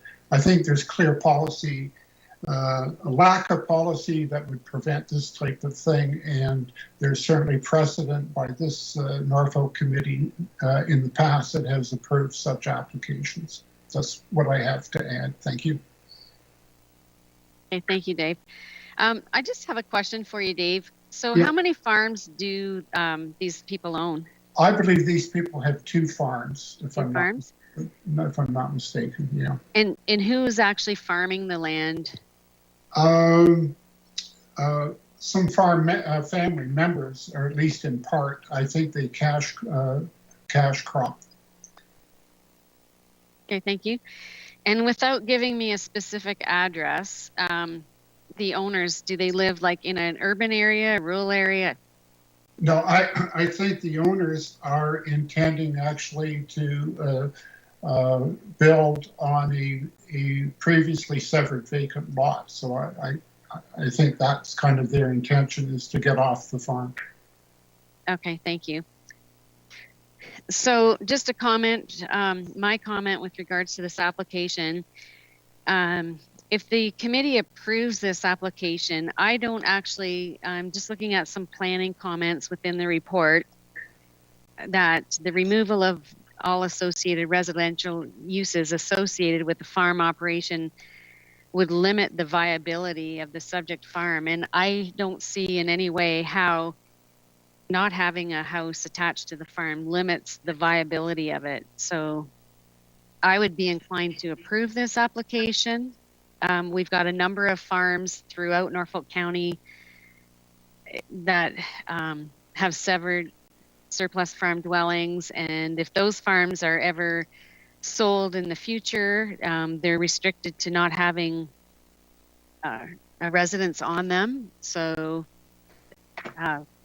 having this residence severed would be really no different to me than all of the other applications we've been approving all along. The only difference is this, like the planning staff said, was the last remaining home attached to the farm operation, but I don't see how it limits the viability of the farm. Any other comments or questions from committee members? Okay, none being heard. I'm going to move that we approve this application, subject to conditions that have been provided. Can I have a member of the committee move that recommendation? Alan moves that. Alan, and a seconder? Marcel seconds it. Okay, Okay, Marcel. So the subject application is consistent with related policies of the provincial policy statement and the Norfolk County official plan regarding surplus farm dwelling severances. And no public input was received and therefore has not been considered as part of this application. All in favor of approval? Adam? Yes. Alan? Yep. Marcel? Yes. Yes. And Rudy? Yes. Okay, that application is approved. Okay, the next application is file number ANPL 2021209. The applicants are John and Janet Cowan. The address is 1202 Highway 24 East, St. Williams, and I will ask staff to give the report. So to keep it concise, this is the minor variance to facilitate the frontage requested with the previous application, as the previous application did not meet the zoning bylaw in frontage. So actually the slideshow is ahead of itself. Oh.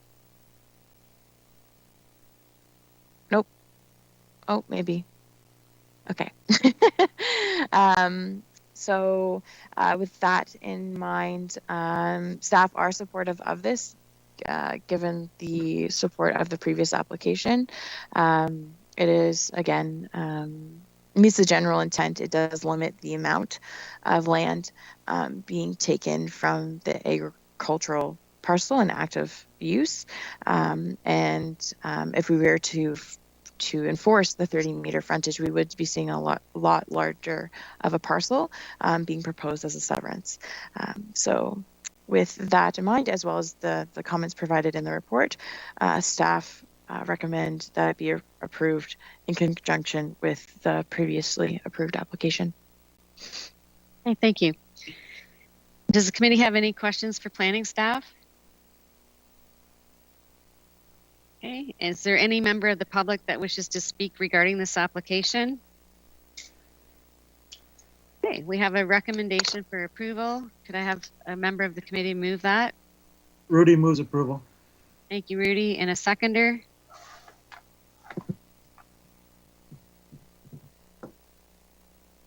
Marcel moves approval. Thank you, Marcel. In accordance with Section 45(1) of the Planning Act, the requested relief is considered appropriate development, minor in nature, and maintains the general intent of the official plan and zoning bylaw, and no public input was received and therefore is not being considered as part of this application. All in favor of approval? Adam? Yes. Alan? Yes. Marcel? Yes. And Rudy? Yes. Okay, thank you. Next application is file number BNPL 2021230. The applicant is Spring Flower Limited, and the address is 1406 Wyndham Road 19, La Salette. And I'll ask staff to give the report. Through you, Chair. So an application has been received to sever a parcel having a frontage of 335.6 meters, a width of the same 335.6 meters, a depth of 603 meters, having an area of 20 hectares or 49.42 acres, and retain a parcel having the same area of 20 hectares or 49.42 acres as the creation of a lot in the agricultural area. Staff are recommending refusal on this file, and the main point being that the proposed lot sizes are smaller than what is permitted. And when we went through the related policies, staff did not feel that sufficient evidence was provided, including a zoning bylaw amendment, which is articulated as required for this type of application. That being said, in conversation with the agent, there was a discussion for a deferral and within upcoming zoning bylaw amendment, which would go before council, being dealt with prior to the deferral returning. So I might leave it at that and allow the committee to speak to the agent on that and go from there. Okay. Does any of the committee members have questions for planning staff or the agent? Okay. I do have a question for the agent. Is the agent on the line? Yes, Dave Rowe, I'm here. Okay. So are you in favor then if the committee defers this application? And I guess then it would put the primary decision onto council whether they're going to approve the zoning bylaw amendment. Are you in favor of deferral then? I don't have any objection to the deferral because ultimately the planner is correct. A rezoning would be required. And based on that, I need approval from both the county council on the rezoning and the committee of adjustment on the consent. That being the case, I'm prepared to go and make my case directly to county council. The uniqueness, I guess, of this situation is immediately across the road to the north.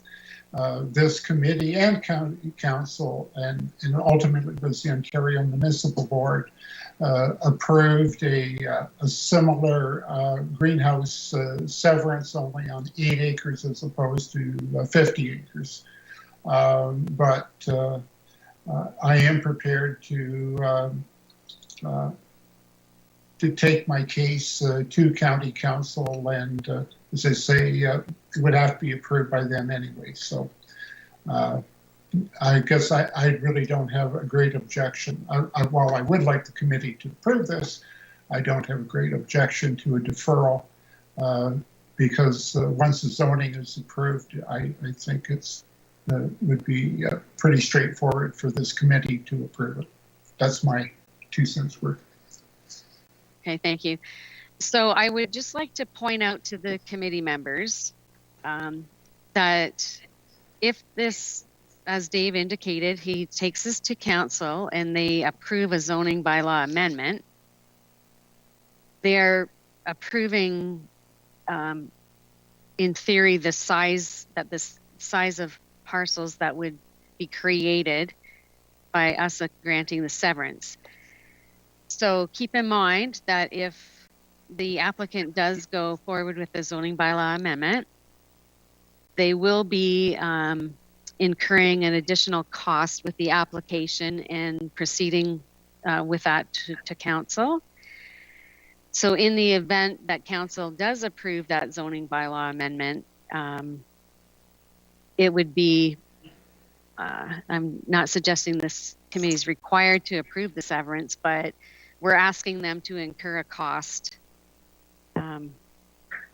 Okay, the planning staff wants to make a comment here. Through you, Chair, just to clarify, it is articulated in the official plan that a zoning bylaw amendment would be required regardless.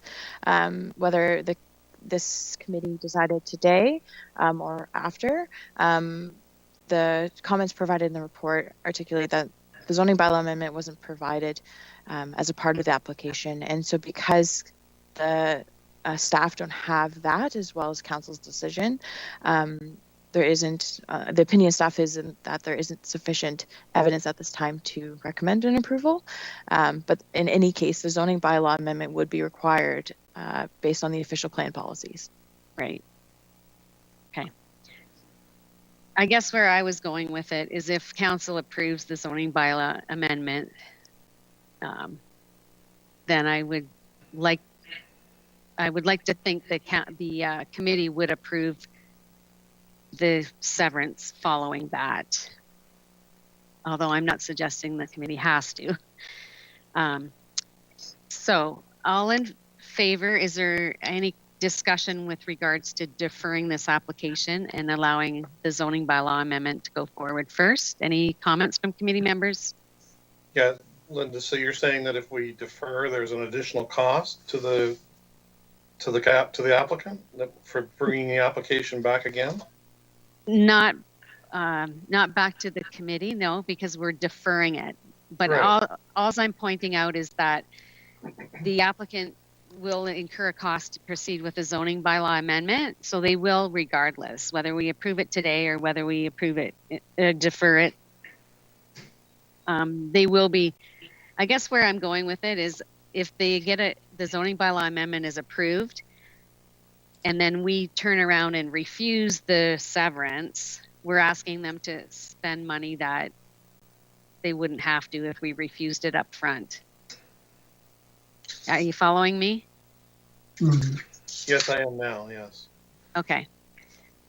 So I would like to defer it and let them go to council for the zoning bylaw amendment. And then if council supports that, then I feel as a committee member, I would be able to support the severance. Well, I'd be prepared to put a motion on the floor to defer, but I'd like to hear from my committee members first. If they have any other comments, I can hold off on that motion. Okay. Any other comments from committee members? Could the applicant explain the zoning bylaw or what they're asking for? Yep. Okay, I'd be pleased to. In the current Norfolk County zoning bylaw, the minimum acreage in the agricultural zone is now 100 acres, 40 hectares. Previously, that was not the case, but when the new comprehensive bylaw was approved, they did put the 100 acre or 90 or 40 hectare requirement in. So regardless, a rezoning would be required to go to 20 hectare parcel from the 40. So that's actually resulted from the new comprehensive zoning bylaw, putting in a 100 acre or 40 hectare minimum lot acreage in the agricultural zone. So.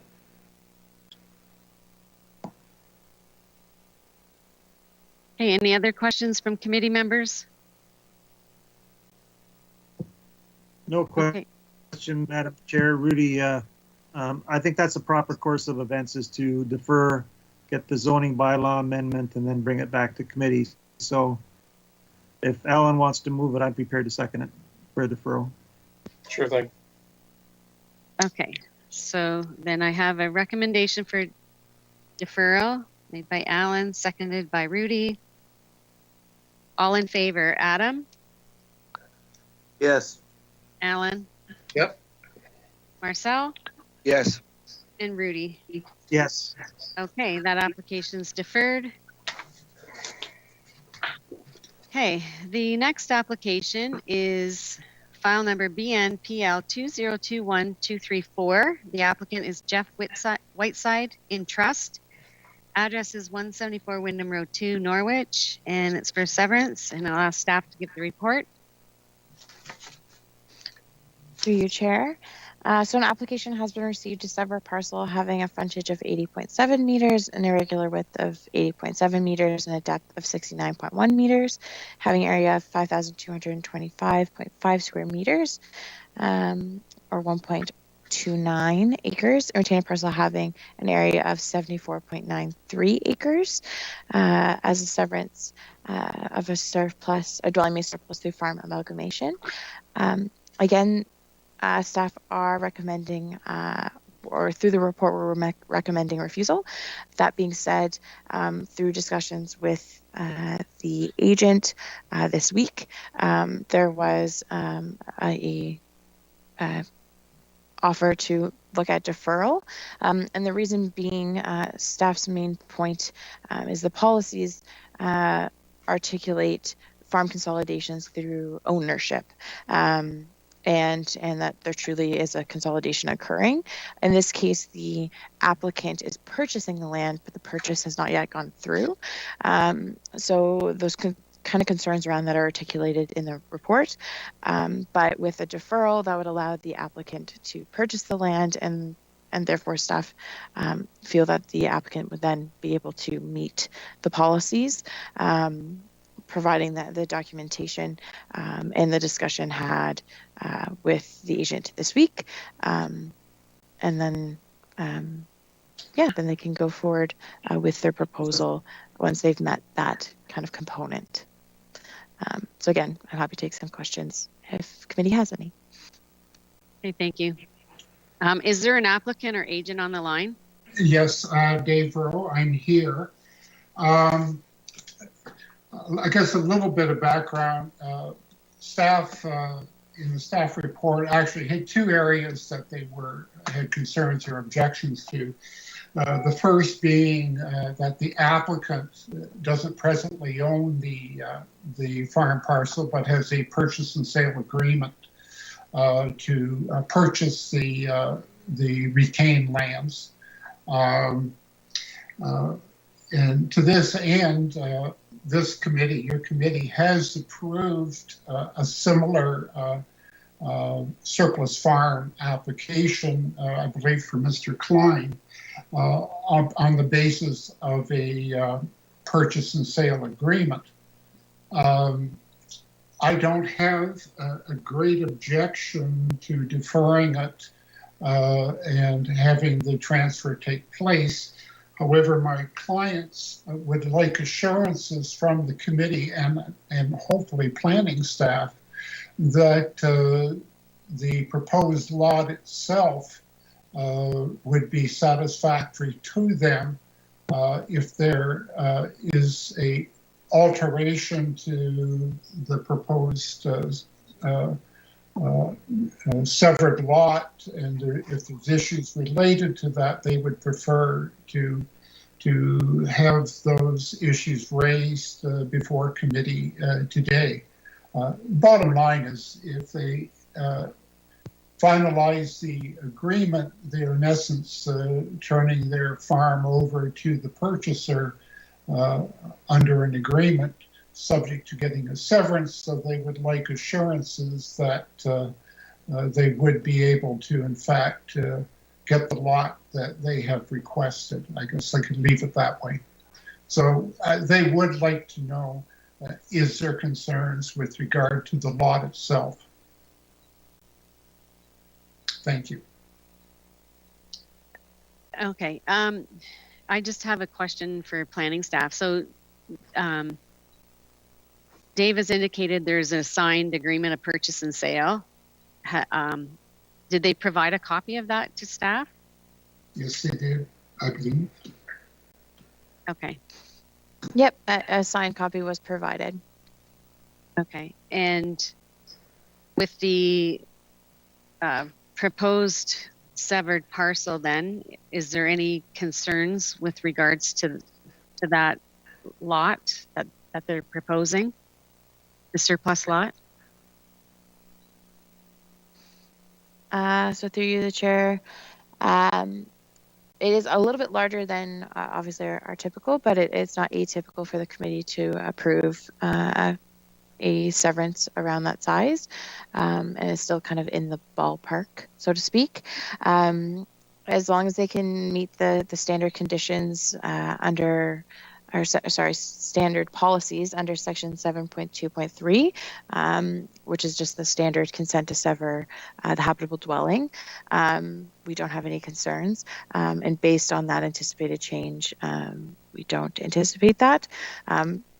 We do even include the conditions in the back for the committee, kind of reiterating that. It's just really the ownership and in confirming that farm consolidation parcel. That being said, there was some indication in the application that the proposed purchaser of the farm parcel would be actively consolidating lands, so it does meet that component of the policy very well. So from that perspective, we don't have concerns. Okay. Just one more question for the agent. Dave, do you know if the sale is conditional on the severance being granted? Yes, that was a condition of the application, or of the purchase and sale agreement, that okay, it is subject to the approval of the severance. Okay. So do you any okay. Yeah, sorry, Linda. Go ahead, Ellen. I'm just trying to think of the question I want to ask. So if you have a deferral, he can't meet the conditions to close the sale. David. Yeah, what they would be forced to do actually is do up an agreement where they, Whiteside, the purchaser, would take the farm, put it in his name, and then if the severance fell through, they would have to undo that purchase. The solicitor for the applicant said actually, by simply putting a condition on the consent in advance that it be sold to the applicant, actually reflects clearer a farm consolidation, because he is in fact strictly purchasing the land, and actually in his opinion met the intent of the policy more than what the exercise we're going through. So far, I guess I've been lucky, because on the number of occasions, probably 3 or 4 of them, like this, the committee did approve the severance. So but there are certain concerns, especially in this case from the owners of the farm. Well, what happens is we're turning our farm over to this purchaser, and well, what happens if it doesn't get approved? So in some respects, it'd be nice if the committee would simply approve it. But as they say, that's, we got to do what we got to do to get the severance approved, I guess, putting it that way. Okay. Okay, so given that there's a signed agreement of purchase and sale and it's conditional on the severance being granted, I'm inclined to approve this application. Is there any further discussion or questions from other committee members?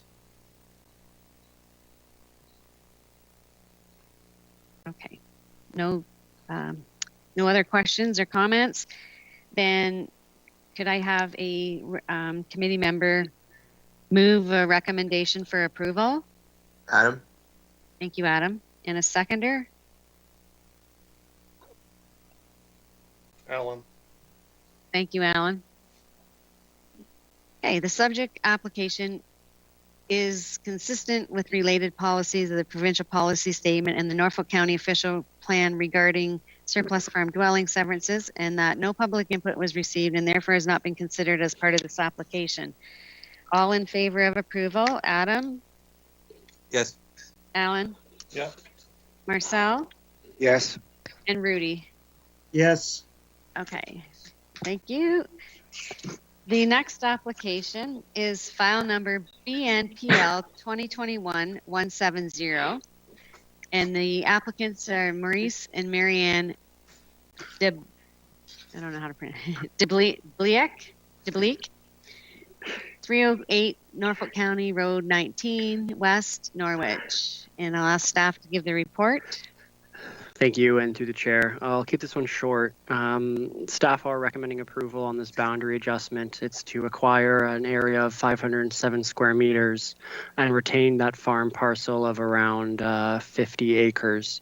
The intent of this boundary adjustment is to square off an irregular sized lot, in addition to add lands to an undersized lot for the purposes of septic.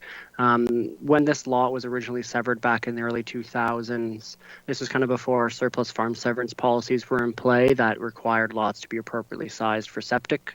The lot size of the lot is around currently 3,500 square meters, but the proposed development of the property, which is currently vacant, does require a kind of a larger footprint or lot print to allow for that development to happen. The application was supported by a septic installer, which confirmed this, as well as staff reviewed this in terms of minor and technical and found that it complied to both. No comments of concern were provided from members of the public, and some minor conditions were assigned in relation to a drainage assessment, reappropriament, and some other minor items. Nothing of major concern. Staff are recommending approval, subject to the conditions attached, and I'd be happy to answer any questions. Thank you. Any questions from the committee members? Okay. Is there any member of the public that wishes to speak regarding this application? Okay, we have a recommendation from staff for approval. Could I have somebody move that recommendation? Rudy moves approval. Thank you, Rudy. And a seconder? Alan. Thank you, Alan. The subject application is consistent with related policies of the Provincial Policy Statement 2020 and meets the criteria of the Norfolk County Official Plan regarding a technical and minor boundary adjustment in the agricultural area. And no public input was received and therefore has not been considered as part of this application. All in favor? Adam? Yes. Alan? Yeah. Marcel? And Rudy? Yes. Okay, that application is approved. And our final application is BNPL 2021-237. It's the Angrish Group, care of Ruchika Angrish, and the address is 56 to 60 Norfolk Street, Waterford. I'll ask staff to give the report. Thank you, Madam Chair. As noted, the application has been received to sever a parcel having a frontage of 8.85 meters and an area of 253.93 square meters approximately, and retain a parcel with the same dimensions. The subject lot, its proposed for severance is approximately 510 square meters with a frontage of 17.69 meters, which runs onto Norfolk and Waterford. The subject lands have previously been approved in 2018 by the Committee of Adjustment for a minor variance, ANPL 2018-246, permitting relief from the lot area and rear yard setback requirements in the R2 zone to permit a lot area, as mentioned, for about 253 square meters and a rear yard setback of 6.5 meters. A building permit for a semi-detached dwelling was issued in March 25th of 2021, and so currently that's being built. And the proposed severance will therefore permit the sale of 2 separate dwelling units from this building. Planning staff consider the subject application to be consistent with the policies of the PPS, as well as the official plan, and we support this application, recommend that it be approved, subject to the attached conditions. Thank you. Does the committee members have any questions for planning staff? No? Okay. Any member of the public wish to speak regarding this application? Okay. We have a recommendation for approval. Could I have a member of the committee move that recommendation? Marcel approves. Thank you. And a seconder? Alan? Thank you, Alan. The subject application is consistent with the related policies of the Provincial Policy Statement 2020 and the Norfolk County Official Plan regarding severances, and no public input was received and therefore has not been considered as part of this application. All in favor of approval? Adam? Yes. Alan? Yep. Marcel? Yes. Yes. And Rudy? Yes. Thank you. And that concludes the application portion of our meeting tonight. Just under other business, at the last meeting, committee members had asked me to follow up with regards to technical issues that we were having regarding this type of meeting, or the virtual meetings, I should say. And I did that, and I'm going to maybe let Sherry speak to the reply that I got back. So we had a little meeting with the director, Tricia Givens, and the director of IT, and they were well aware of some of the issues we were having with the speakers in the room and the Teams meetings. So they have provided tonight some laptops and some headsets, as you can see that Linda's wearing, and I think it worked out a little bit better with sound.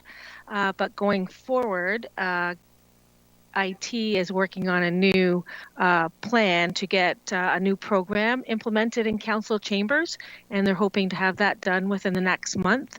Hopefully that the Committee of Adjustment will be the next team to be updated.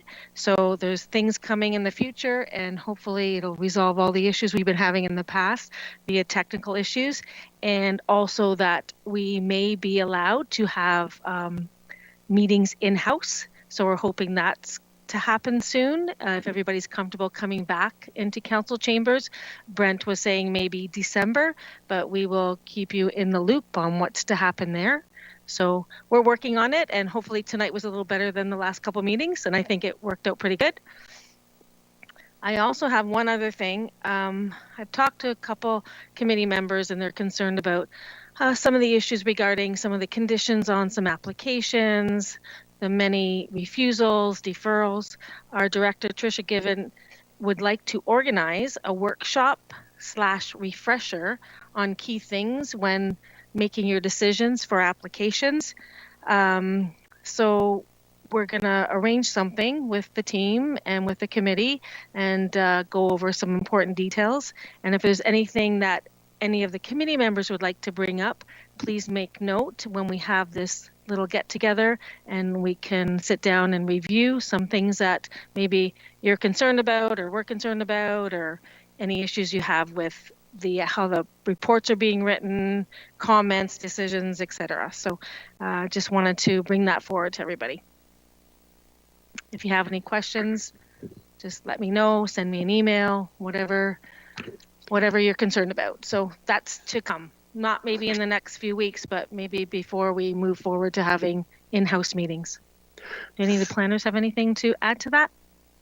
Through the chair, I do have an announcement, but it's not to do with that item. I can provide that after if there's any other items from any other committee members. Okay, just one other item from me.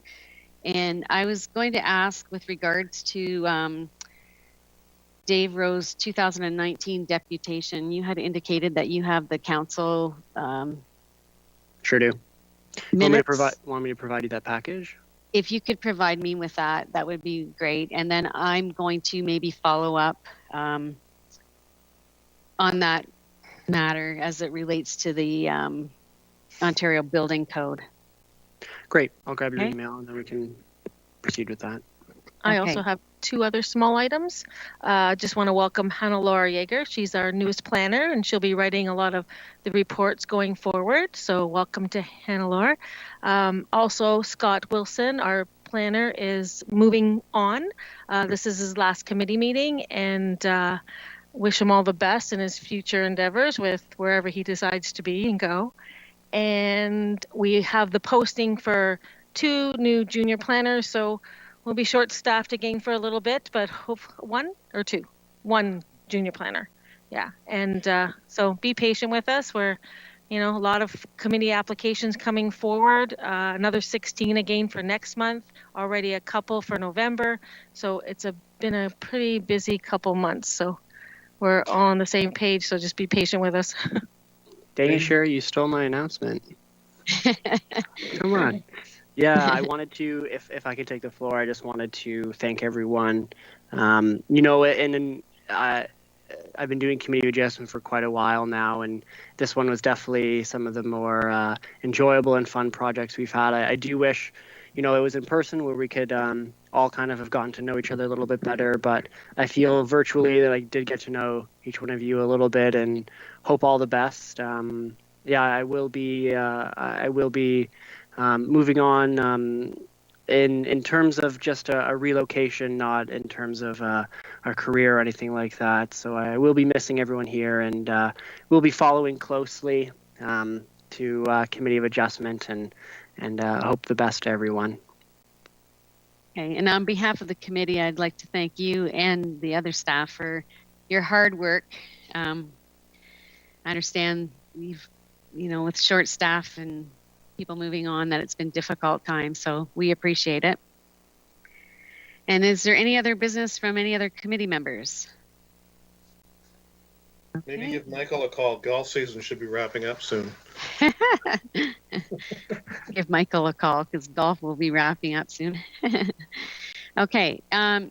So that being said, it's now 7:33, and would a committee member like to make a motion to adjourn this meeting to meet at the next regular session to be held Wednesday, October 20th?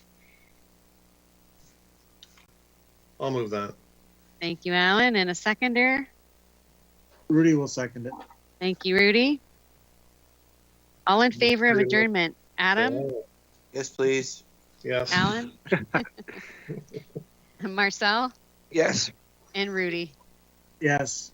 Okay, this meeting is now adjourned. Thank you. Bye-bye.